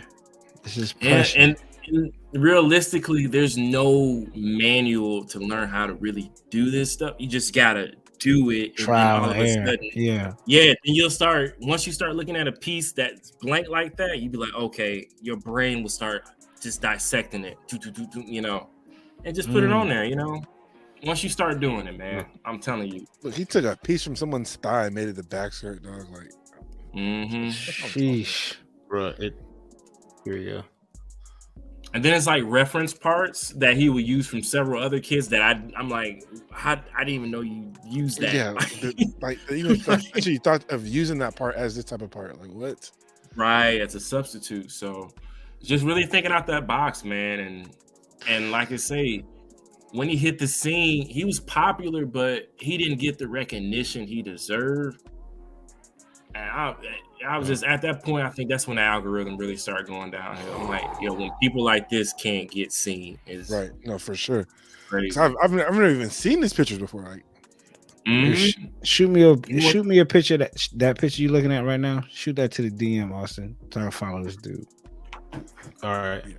Yeah, man. I'll hit you click that. You know me. Zeta Plus is my favorite suit design ever. So when I saw this, I lost my mind. You see that little arrow right beside the comment button? Oh, go back to the picture. Hit that little arrow. Send that now. Coop. Send that now. Coop needs this right now. Go ahead and add me on there too. Go ahead and add CD. Because damn. Shit, if he's still selling prints, I might go buy some. Shoot. I'm gonna go ahead. Buy backlog. I need some shit behind me. Those are tough. That is tough. Tough, man. This is what this is what made me get off my butt and start working on my Rigazee. When I saw this, I was like, all right, so there is a God. And apparently he lives in Australia. Like, look at that, man. You couldn't tell me it was the same thing. Bruh, yeah, it's crazy. Thinking completely outside. Look at the underskirt. When you get a chance, check out the underskirt. What he did to the details under the underskirt. Look at that. And nobody's gonna see that too.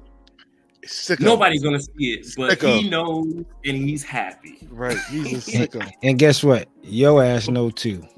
So when you see when you go to that, if you see him at a competition, like that motherfucker got the underskirt. Right. He got that. You know that. The inner frame alone. You know. Yeah, he know that you know.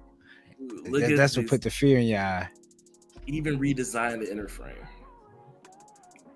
This touch is beautiful. I like this. That little blue. Yeah. It's head vent. That.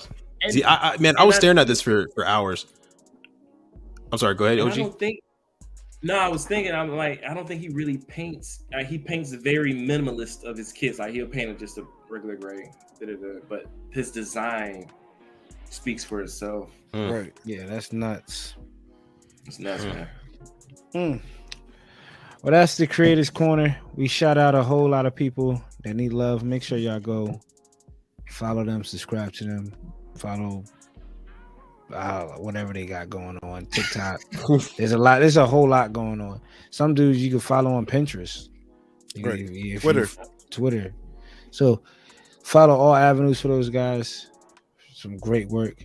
Next up, we have Austen's Real Great.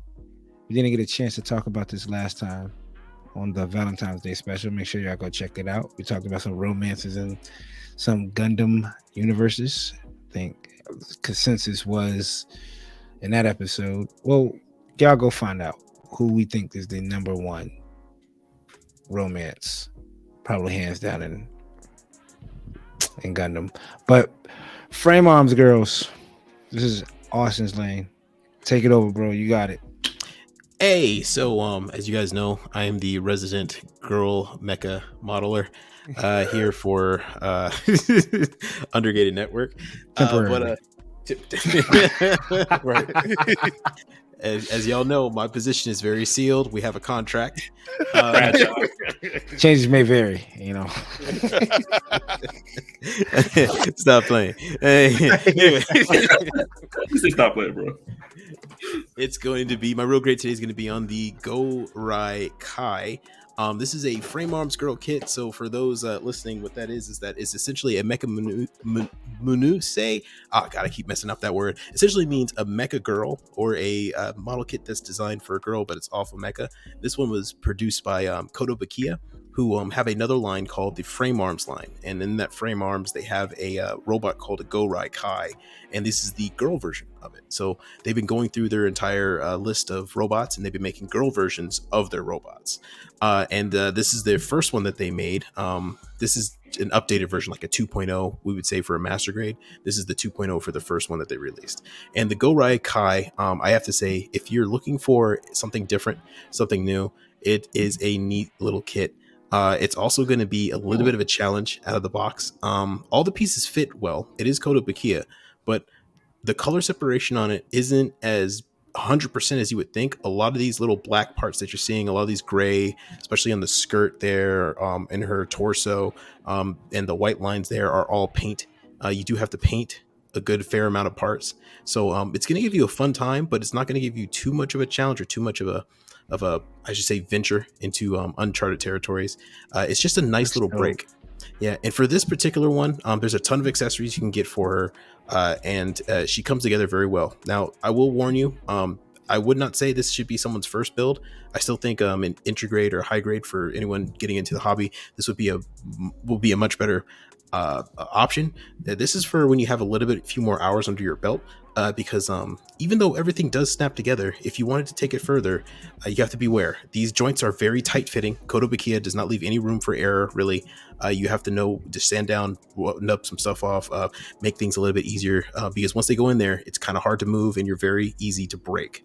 And when I say easy, I mean as in if you want to change position of the arms, shoulders, necks, they're susceptible to breaking. I did break a $109 kit of a Mekagami device from a Kotobukiya. The head fell off, and because I glued the shoulders in when that broke, that one is now torched for life after I spent about 30 hours painting it.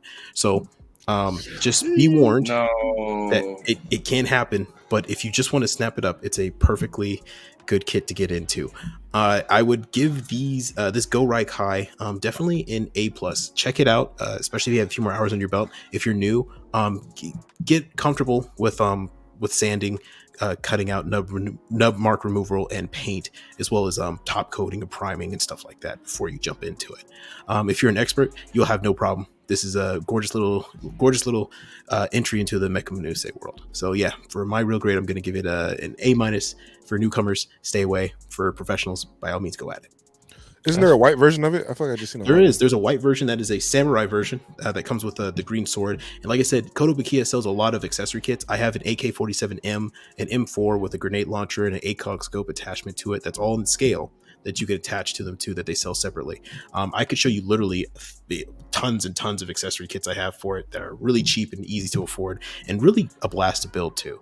You can check out my Instagram. I have a Durga eye with some accessory kit stuff thrown in there as well. Okay. That's dope, man. When it comes to these girl kits, is that fit and scale with the like the girl kits I'm building? Yeah, not that I'm just asking for a friend. So, so for the Mekamanuse line, if you go into, like, for example, Nu.Type, you'll see a lot of different options there. You have 30-minute Mission Sisters, which is made by Bandai. You have the Frame Arms Girl, which is made by Kotobukiya. You also have the Megagami device, which is made by Kotobukiya, and a few other options that are made by different companies, like Nuka Matrix, which makes the Fox Girl, and I believe the one that you bought, Coop, was also Nuka Matrix, or maybe a different one. I can't remember the company name, but they all the thing with them is that they all range at different scales. So for example, Frame Arms Girl is usually a 1/10th scale. Mekamanuse is a 1/12. They have another girl line, it's a high school girl line, that's 1/11th. I think the one you have is a 1/10th or one, so it would fit more in line with this. I hope not. Which it's not too big, it's not ridiculous, it's a good size, decent size, like a high grade. 1/12. That I believe is a 1/12. So yeah, so you're looking at more of a Mekagami device. That's fine. Yeah. Oh yeah. So yeah, that's fine. I got a recommendation. Go ahead. Hey, what? So I'm kind of interested now because everybody's building these little girl kits and stuff. I feel left out. Right? Come on. So what's a good recommendation? What would be a good recommendation for my first girl kid? You have to fall in love with her like a real girl, dog. Real girl pop off that shelf. Like, hey man, I love you. Look, I'm trying to... yeah. You gotta hold that jump. Like, I can't believe he held me all night. Yeah, that's how you gotta treat that one. There is a like that. Frame Arms Girl. The Dark Magician Girl came out. Yeah, that's is that Frame Arms? Yeah, that's a Frame Arms Girl. So they also do crossovers. Do like a Frame Arm Cross Girl, where they have like the Gorai, the Gal Gai Gar. They have the Gal Gai Girl kit that's also released. So there's a bunch of different ones. I would say for your first though, OG, since you're a little bit more tuned, I'm gonna bring up something on the screen here for you, and it's gonna be probably, let's see. You gotta find one that pop to you, dog. It's like taking one to a prom, Bill. See, there you go. Ooh, I like that. Might be this. You know who has this on their site? Interest a 10% discount. Vulcan. Oh, Vulcan. Hey, check is out that Vulcan Hobby? Yeah, is that Vulcan Hobby that also has Vulcan this? Hobby got one. Cool, there we go. I mean, shoot, the Undergated 10 for 10% off. Yeah, shoot. Who's counting? Out what? Yeah. So it's the Kotobukiya Megagami device collaboration Busu Shinki type Angel. It's a pretty cool kit. It comes with a lot of accessories.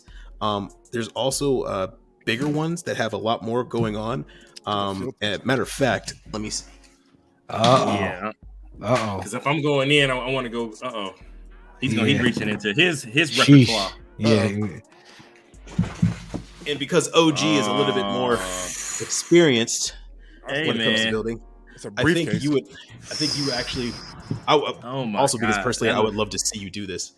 It's gonna be the Asura Tomomi Omai, which gives you a mash lot on that jump.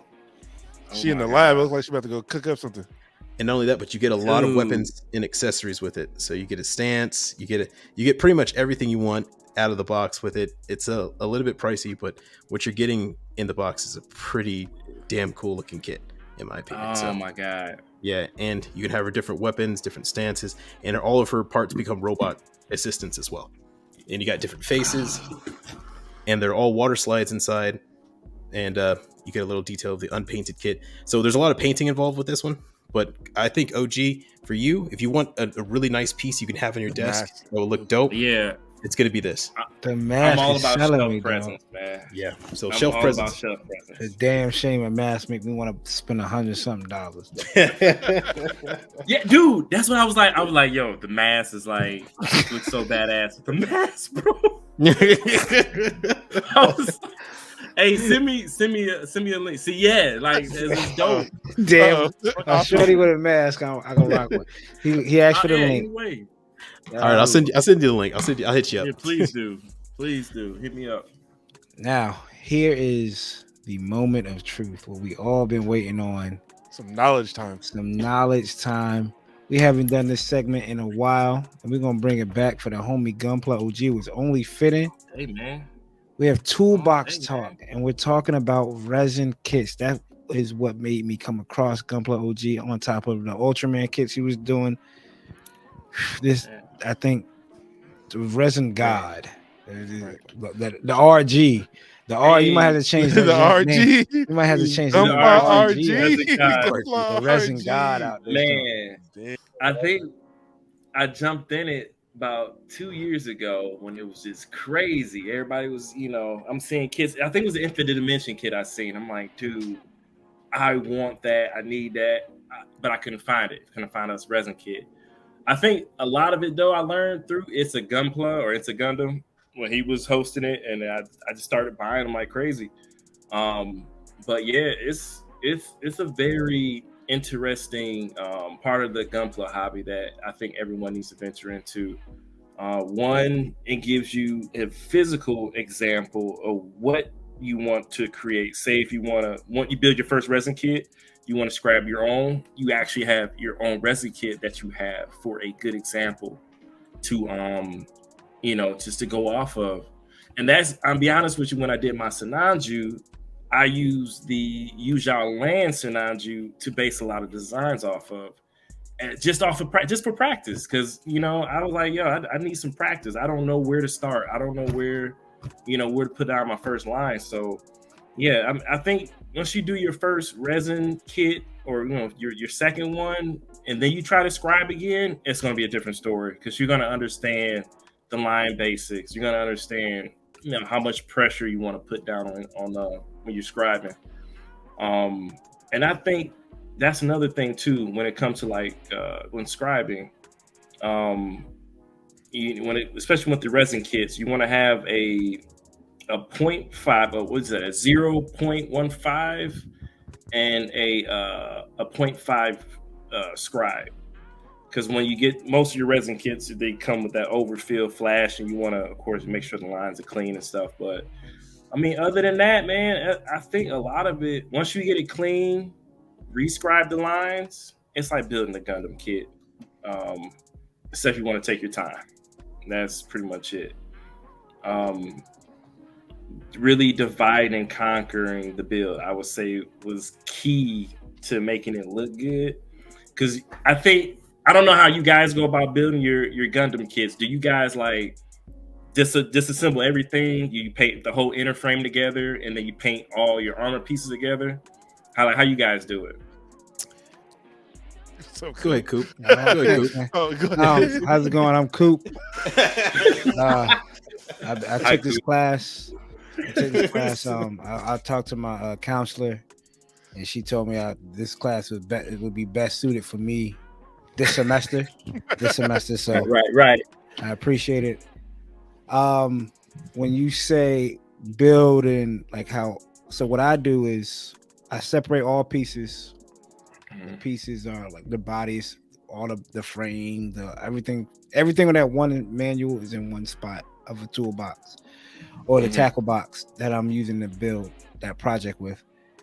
I then paint the frame and then paint the pieces. I don't put it all together. I know that's an Austen thing. My buddy Austen, CD's studying abroad.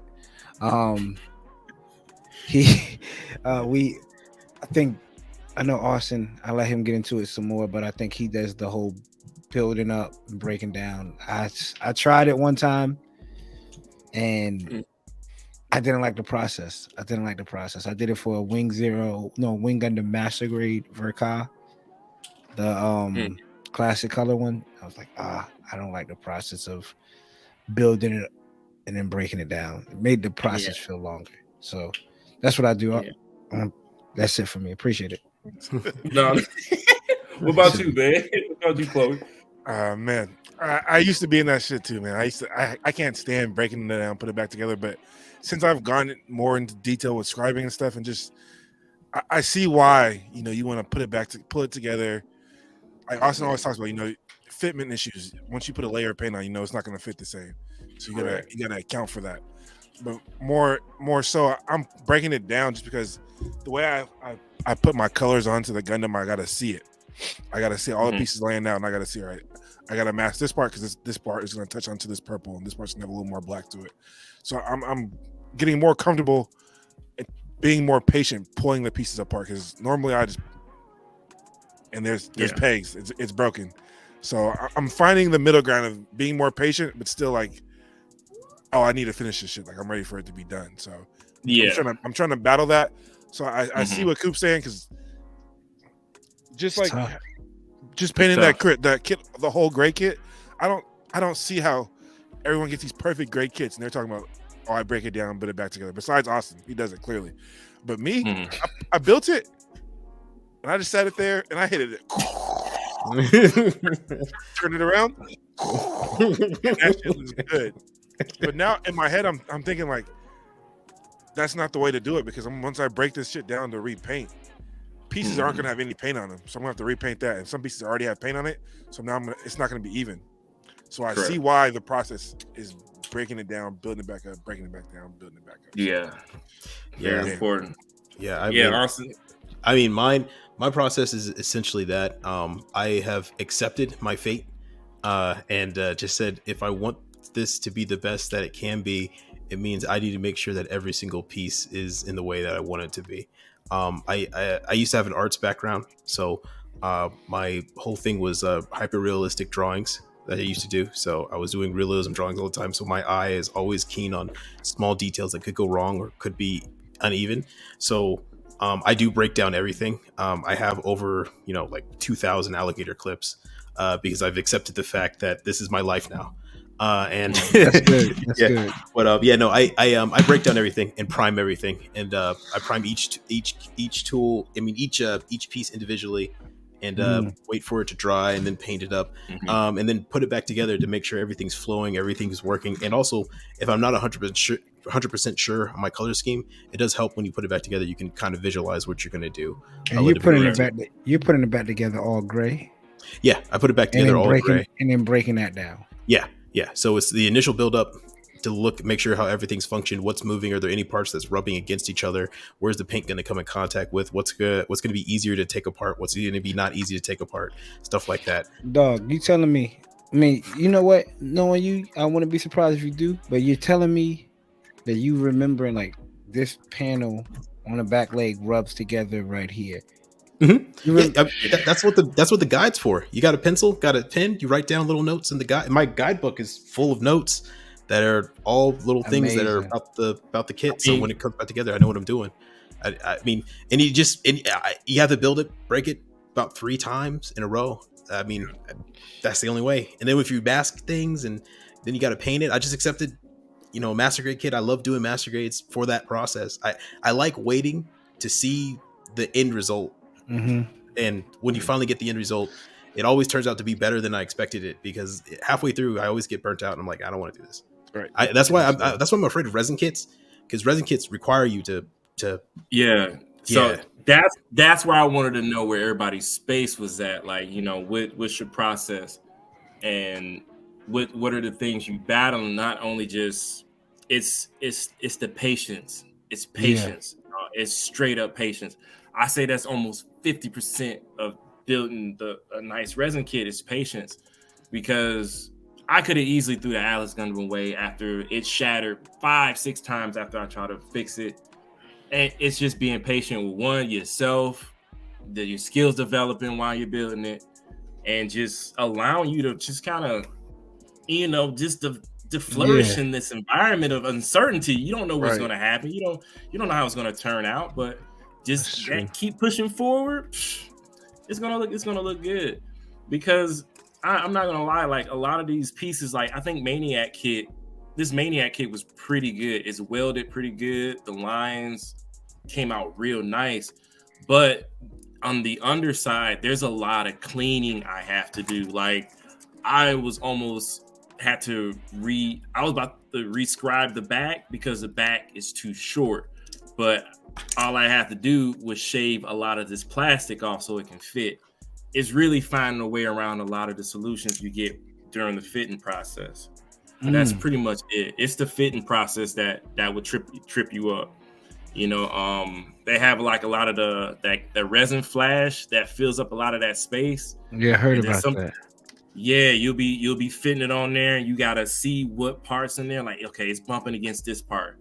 And you look at the piece, and you got to look at it like, man, look, do I really need that piece there? No, and you just cut it off. Like, that's a part of the resin kit thing. You're gonna really have to destroy the kit, and so it can fit the new fitment that you bought. So, like, it's opening a new box, brand new resin, brand new, you know, master grade ZZ, and I'm just cutting, and I'm like, oh. No turning back. No turning back. So that's another thing you're gonna have to get past, is it had to, you know, have faith in yourself. I can do it, and just do it, man. Just do it. Get the first resin kit. Get this. Yeah, throw them shits on, man, and just build, bro. It. Because you're not gonna learn. It's only so much. Like, videos I learned from other people, just like watching. But then it's really me just, okay, I got to get in there and make my own mess ups. And then I learned so much more, dude. Like, but I would start off with something real simple. Like your Yujalan Sananju or the Yujalan Zaku. Those are really straightforward. Don't require too much armor modification. Just part swapping, really. But that give you the gist of what to do, cleaning up your, you know, fitment, cleaning up your panel lines, washing, and then painting. That's it. Yeah, it's not really too much. Man, we need that advanced course, bro. You gotta tell the listeners at home what's the process. I need to know what's the process. I'll just step by step. Yeah, I need a step by step because I want to follow it step by step. I heard it's like you need the purple. Here's another thing too. Divide and conquer your kit. I know I said earlier, like, the manual is real fade, but really divide your kit, man. Like, just focus on the head, or focus on the torso, put it together, fit it all right, scribe it, make sure you get your, like, I say like a 1.5 or the 0.5 scribe chisel, rescribe your lines, clean it, and then wash it with your purple power. Once you wash it with your purple power, you know, let it sit in there for like 24. I usually let it sit for 24 hours, the whole day. Then come back to it, and then wash and rinse, let them air dry, and then you're good to paint. You're pretty much good to prime and paint. I think once you initially clean it, prime it, see what you missed, because it's kind of hard to see a lot of the mistakes and stuff on the resin, even if you rescribe it. So it's kind of good to kind of always go, you know, prime it, see if you see any over flash parts.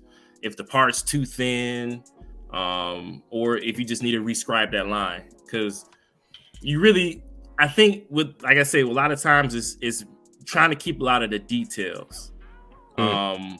Yeah, and going off of what that last episode with Tim said, I think thinning your paint's trying to find that right paint ratio. I think working with resin kits, working with your paint real thin works really good, because it doesn't mask away your details at all. So that's another thing I learned too. It may take a couple of I mean, like, it may take a couple of passovers when you go with the airbrush, but once you get that base color on there, you be like, oh man, I see all the details right there, boom. And then typically after I get my base color and it approves my quality control, then I top coat. Immediately hit it with top coat, so that way if I'm masking and I pull that paint off or the strip that tape off, it don't rip my paint up. That's notorious with resin stuff, because a lot of it, I haven't really seen it, but they say it's like a oil injection from the resin casting and stuff like that. I've seen it a couple of times, and it's there, but you typically want to go ahead and wash it anyway, because I think that caused in my earlier resin days caused a lot of paint chipping too. That's what I heard. The wash is almost mandatory. Yeah, it is. Heard a little tip, because I ran into a guy. Shout out to him. I'll find his Instagram and post it up here at Hobbytown one day, and he was telling me about resin and how expensive resin it could get, and he invests in a ultrasonic cleaner for his resin kits. Put the purple powder in it, clean it off, let it. I'm like, I'm about to go on Amazon, and because when I do this, I want to have everybody on standby. Boop boop boop boop boop boop. OG, what do I need? What do I gotta do, dude? Hit me up every step of the way. Hit me up, dude. Like, because it's. I would say make sure you ain't built nothing else. Make sure you got all your kits that you got snap them up, and then have your whole desk dedicated to your resin. This has been sitting in my backlog for like 2 years, yo. And this Matte Works Sotheby is my grail. This is my baby. I think I ordered this 2 years ago off of Galactic Toys. For moments like this, man, because I knew I was going to get there. So, old Coop, I appreciate it. But the detail, man. The detail. And this is all the manual is. For real. Like, the manual is worse. The narrative manual. Yeah. That shit is worse. At least this one gives you a paint. And then picture reference. Yeah, color reference. Picture reference. If I get this as a wall print, but that's neither here nor there. That's neither here nor there. But I gotta get this. I gotta get this down packed, man. What scribers do you use, OG? So I bought like a series like little God hand stuff. I was like, and here's my little takeaway with expensive God hand and God hand tools. They're overrated. They break more often than they work. I think because the one that metal is so it's hard, okay? Brittle mean more sharper cut, right? But it's brittle, and so they break. So I typically would get like maybe 2 1.5 or 0.5 chisels from Matte Works, and then I get like 2.5 chisels from Matte Works. I pretty much got all Matte Work chisels. They're affordable. If I drop them, I pick up another one, start scrapping again. Like they're just durable. Like, no, not durable. I mean, I'm sure I broke so many, but hey, if I break one, I'm not gonna. For the price you get them for. Easily replaced. 30. Not no 30 Sab. What are those Sab ones that people be talking about? Like 40, $50 for one of those. SAB, yeah, man. Yeah, chisels. I'm like, God damn. Yeah, it's just it's just some regular chisels. So, a 1.0, a 2, just get different sizes for different line widths, and just kind of mix it up, man. It's really, you really got to find your own design and your own style. And just by looking at a lot of references and stuff, especially when it comes to scribing and stuff. But the resin thing, yeah, that it's pretty fun. It's something you just really just gotta jump into. What's your favorite resin you built so far? Let me 2-part question. Favorite resin you built, and where do you go for your resin? Man, favorite resin kit I built so far. That's for you to even have options is crazy. Right. Man, right. I would say it's the Infinite Dimension. I say the Infinite Dimension was probably like the funnest. And what's that on? Is that on the? That was an Alex Gundam. The Gundam. That was Alex. Yeah, that was the funnest because I just felt like I triumphed so much through that build, bro. I was so uncomfortable. But it was fun. It looked good. It was easy. Didn't have to do too many like part modification. But yeah, I think, and then also a lot of my stuff I get is from either Gundam Place or Nu.Type HQ, and then a little bit on eBay. So So for the more rare stuff, like when I first got into it was eBay. Then when the hobby shop started getting into it, then it was Nu.Type, and then Gundam Place recently opened up last year. That's in your city, right? Yeah, it's right down the way. I'm like stupid happy, like, oh shit, I can go down the street. So I want to share this. Get back to this. This is the Nu.Type. Yeah, Nu.Type got some stuff. This man, if my skills were on par, I have that one too. Austen, dog. Austen, you already know. Already know. Go ahead and pick it up for one of your jesters, man. Have that third. You need a third jester, don't you? I do. I need to get another one. Yeah.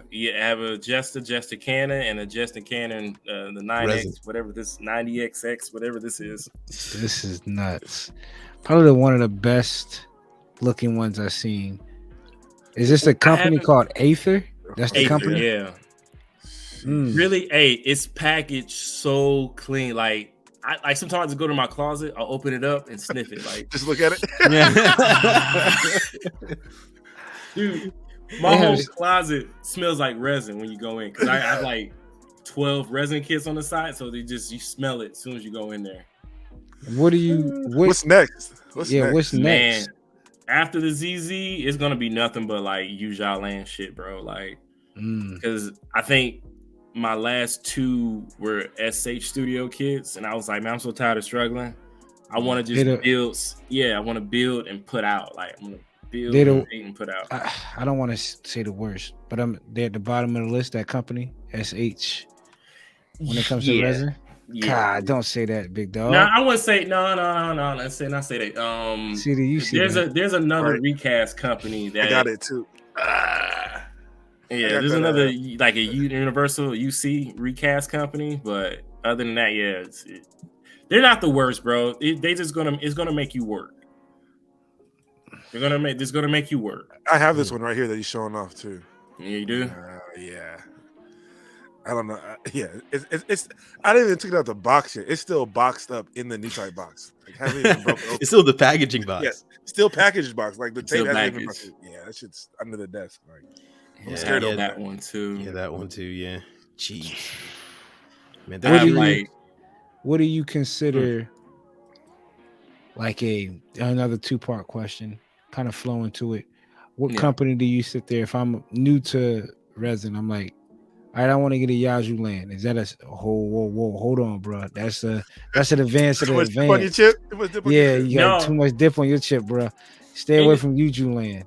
It's expensive because they make it easier for the modeler that's trying to get into doing it. But like I say, they do have their high end, and they got their their entry level Usual Land kit, like the Sinanju or the Zaku are perfect. And the second part to that question is, what kit would you tell a beginner in resin? Go grab this, work on this one. If you want to be your first one out, either something real flashy. I would say that Fortune Meow, Curious. Fortune Meow, like what's the High New? or I would say the Yuzhou Land Zaku. That was pretty nice. I would do say Char, but hey, that's what one at my hobby town. That Char. The Char. Yeah, he's bringing that tomorrow too. Matter of fact, so I peeped the page and I seen that you have one of my favorite kits as a resin kit. And it's from Unicorn, and it's pink and purple. Oh, the Rosen Zulu. Yes, I had that shit for like 3 years. That was my second kit I bought. When are you working on that, or have you already worked on it? I've opened it and smelled it, but never worked on it. That is a grail kit of mine. Yeah, dude. One day I will be there. It's expensive now. Yeah, it is. It's expensive. It is. I bought mine for like $160. It's a 250 kit, ain't it? 250? 200. It's 200 and something now. Wow. 134. Is it topless? Yeah, topless. It's probably because it re-dropped not that long ago. They did, yeah. Have you done a perfect grade one? Or you plan on doing a perfect grade one? The only perfect grade is that RX-7, and that was SH. But the newer SH stuff though is pretty slick though. Look at that Dom 445. 445, man. And then not to mention you need the Zaku perfect grade. So that goes up another 200. 250. It's hard to find that one. Yeah. Probably. You can find a Gundam. I was close, man. I was close to say hell with it. That one day I was close. I was like, man, this is tough. Only thing that didn't sell me is the fact you can't put it in destroyer mode. Yeah. But if it went in destroyer mode, it would, no doubt in my mind, I would have just jumped through the roof. You mean unicorn mode or just destroy mode? This is unicorn mode. My fault. Unicorn. Yeah. It doesn't go in unicorn. It's stuck in that destroy mode. Just stuck in destroy mode. Yeah, I don't like certain, like the ZZ Gundam here I'm working on. It won't be able to transform after I'm done. So it's a sacrifice. Yep, you just gotta accept it. You gotta accept it. But I got a Faz upstairs that I'm gonna customize. So I'm like, yeah, I got two. So I'm not really worried about this. Austen, dog. It's only fitting. It's only fitting, man. I know. The Faz is looking at me right now. It's right up there. I feel you. We got to do this. Unopened. We slick shopping for Austen. He like, right. Yeah. Austen, we got to get you this one, bro. Yeah. Somehow, some way. I think resin's on all our plates at some point, then, huh? Yeah, man. I think by the end of this year, everybody should have one done by the end of this year, bro. Okay, you got it. I see you. I'm gonna be in everybody's inbox. Have you done it yet? You grabbed that resin yet? Did you get that resin yet? I was close to getting that Faz resin kit. I'm not gonna lie. I was close to it. Because I knew one day I was gonna own the Faz, and it was before I even had it. Mm-hmm. This has to be the toughest. If somebody could freak this would have to be the toughest resin out. This would 400. Is it posing at all? Is it just? Oh no! It's posing. I'm not touching. After this is done, and in a case, inside of a case. Oh man, I need that. Because the Easy Gundam is one of my favorite, bro. I swear it is. Like, but having it in a 160 requires what? What does it require? Do they make a perfect grade Easy 8? No, it needs to Mark II. Oh, it needs Mark II. They didn't. They needed to freaking redo the whole Easy 8 and the Ground Gundam 2.0. Yeah, it needs a 2.0 bad. It needs a 2.0. Yeah, the whole Ground Gundam series, 8th Mobile Suit team needs a. Well, shoot. For people who watching at home, advanced modeling skills, and OG already knocked out like 4 or 5 of them, probably more. Hey man, I feel you. Haphazardly, okay. Keyword haphazardly. Hey. This is tough. This will go down, like I said. This is tough. It is. This has to be the best resin kit out there. I think. Be honest with you, is it available? You see it? Less than 10. Slow down, OG. Slow down, OG. Less than 10. Less than 10. It ain't nothing, dog. It ain't nothing, dog. Affirm it is. Yep. Somebody got me. If it ain't the 4-way, Yep. I want no way. I want no way. Yeah. Hey, if that box touchdown, somebody took my damn debit card. Somebody got me for my whole thing, Bank of America. They took the whole kit and caboodle. Them porch pirates, they out. They out. But this is tough. Like, so hopefully one day. For me, it's the Curios though. The Curios? Yeah, the Future Meow Curios. That is it right below? Yeah, right there. Is it tougher than a Dynamis though? Yeah, this is tough. Yeah. This is tough. It is tough. Ooh. It is. Look at the detail. The missile pack on the Have you ever seen EA Gunpla's version of it? Yeah. Look, that MFer is gorgeous, dude. Can we all agree since he's been building, EA has gotten better? Like I've been following him since day one, bro. Yeah, me too. His stuff has. You know you're good if you have your own brand of paint, and I'm just gonna say that. Yeah. Easy. Hey, I'll be wanting some of that. Shit that shit over here, dog. I need some of that. Yeah, this is paint tough. Be laying so thin and shit. I be like, I want some. Right. I don't know, man. This might get that Curious to run for that money, Jack. I don't know, man. I gotta buy a Dynamis next anyway. I have to get that my Dynamis and my Virtue. And I think this one does have a long range attack pickup for it. Like when he shot from Earth? The long range inner atmosphere sniper rifle. Yeah. P Bandai just didn't think about making a P Bandai for the Master Grade. And it's funny because Bandai could have easily made money, but they decided not to. Right. Hey, look, these garage kids gonna make Bandai run for their money. Yeah, the garage companies, dude. Because with the rise of 3D printing, Jesus Christ, I want a 3D printer just to make my own shit. Not only is that a fantastic point, we're already seeing the effects of it with with Bandai making those panel little parts that you can add on to your Gundam that you can buy separately. That's their answer to fighting the resin little accessory parts. That even the hands, people's been even the hands. Yeah. Bandai is now starting to get on the roll finally and saying, okay, people want right. Oh, builders like building with okay, well, why don't we just start making that with details? I didn't know they liked that much details. I didn't know they want their robots to look real. Yes. Yeah. This is the 7th meeting we've had today, Johnson. Right. And you mean to tell me that we are now just getting to this? You're a bad boy if you knock this out. 3 of them. Man. You're a bad man if you knock that out. And this is talking to me. Also rich as fuck. Right. You gotta have some bread to spend, but this is in my bag. That's 277 times 3. Times 3 plus 3. No, yes. Perfect grade. So that's 200. It's a $1,200 investment. Close to $1,200. About $1,400 with tax. Yep. And you got to make sure you get both this one and this one. Yep. At that point, I might be choosing my Gundams over my life. I might be outside. The paint you got to buy for it too. These little niggas, these little shit. My girl gonna put me in a box. This shit is tough. It is, and I like those, like just because the details. That is tough. Johnny written. Yeah.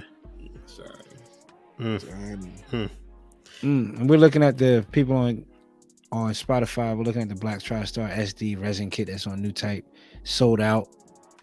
For a good reason too, because that's just tough. That Jake, Jake and stuff. I'm kicking myself in the foot for not buying that Master Grade now. But I don't blame you though. But it was $80. I wanted it, but it was $80 though. It was. I wanted it, but it was $80. But it went toe to toe with the Kshatriya though. Right. Yeah. That's the only thing that people. That's the only reason why I wanted. I'm like, dude, whoever that That's pilot was, I need his name too. He held his own too, man. Yes. Oh man, but that's what's up. We had the only OG on the show, bro. I appreciate you being in the studio with us. For real. Make sure y'all follow this guy on IG. QR code will be on the screen, but he's going to be here to announce with us real quick. Just real quick, we want to give back. People. We're running a 100 subscriber giveaway. We sat down and we talked about what we're giving away. and it is going to be the RG High Nu Gundam, probably one of the best kits out. They have a resin for it as well, so we're not giving away the resin. Don't think we're giving away the resin. No, we ain't giving away the resin. We'll give you we'll give you the base. Yeah, and it's the High Nu Gundam RG. Simple instructions. All you have to do is comment this video. Your favorite. We're gonna do favorite kit. We did favorite kit last time, right? Dream resin kit. Dream resin kit. Dream resin kit. Yeah. For the homie OG. Let us know what your dream resin kit would be. Would it be converting that? Surprised nobody hasn't done it. But convert that tall geese into a Leo. Come on, somebody.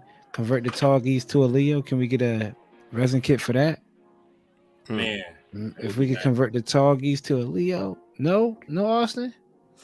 No, I know somebody that done it though. Yeah, I'm with you. Mm-hmm. Wow, that did it. Yeah, he took a Leo. He took actually the tall geese. He made a Leo. He made Virgo. He made all the grunt suits from Gundam off of the tall geese, because they was all based off of the tall geese. Yeah, mm-hmm. But he took Vegeta 86, right? Yeah, I heard of him. Yeah. Dude, his earlier stuff, his years and years ago. Yeah, he was doing that years ago. That stuff is pretty slick. But I'm waiting for actual resin kits though. Absolutely. Nice.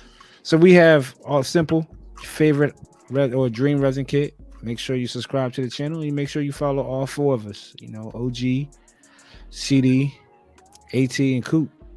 All initials. Well, not mine. Mine's ain't initials. I guess CP. I don't know. Y'all got all initials over there. I feel you. OG, CD, and AT. I got you. Make sure y'all follow all of us on Instagram. We'll run this a cold month. Yeah, give them a month. Yeah, give a month. We'll come back the third episode in March. Mm-hmm. Third episode in March, we'll announce the winner. Give everybody a lot of time. And that's all you have to do. The QR codes are going to be on the screen. You scan the QR code. Yeah, that's damn near half the battle. Just comment after that. Comment and subscribe. Yeah, that's easy. And then you get a chance to win this RG Nu Gundam. And coming from where, Coop? Coming from Vulcan Hobby. Damn! Shout out to Vulcan Hobby. Vulcan Hobby. If you're on, come on. If you're on the internet and you're buying a kit, go to Vulcan Hobby and use the Undergate 10 to save 10% off.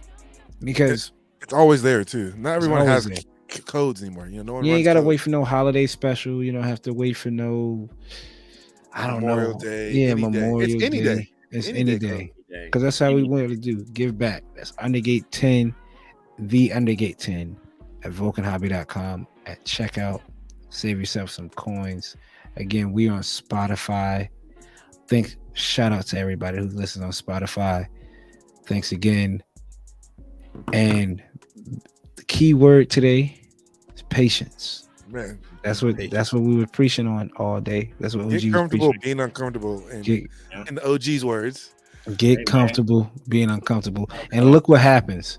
Patience and stepping outside of your comfort zone. You be a dope ass resin kit.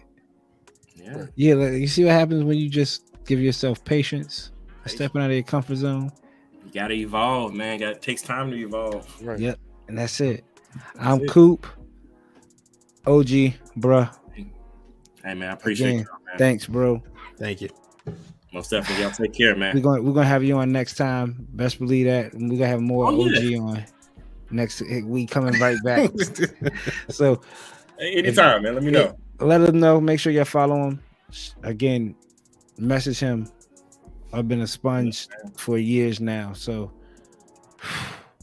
it's crazy work, and that's how this community grows. Yeah, we gotta get off each other. I'm Coop. We got Austen. We got CD. We got OG. Until next time. Peace. Hey, this guy's my spirit animal, man. Same with me though. Freedom, dude.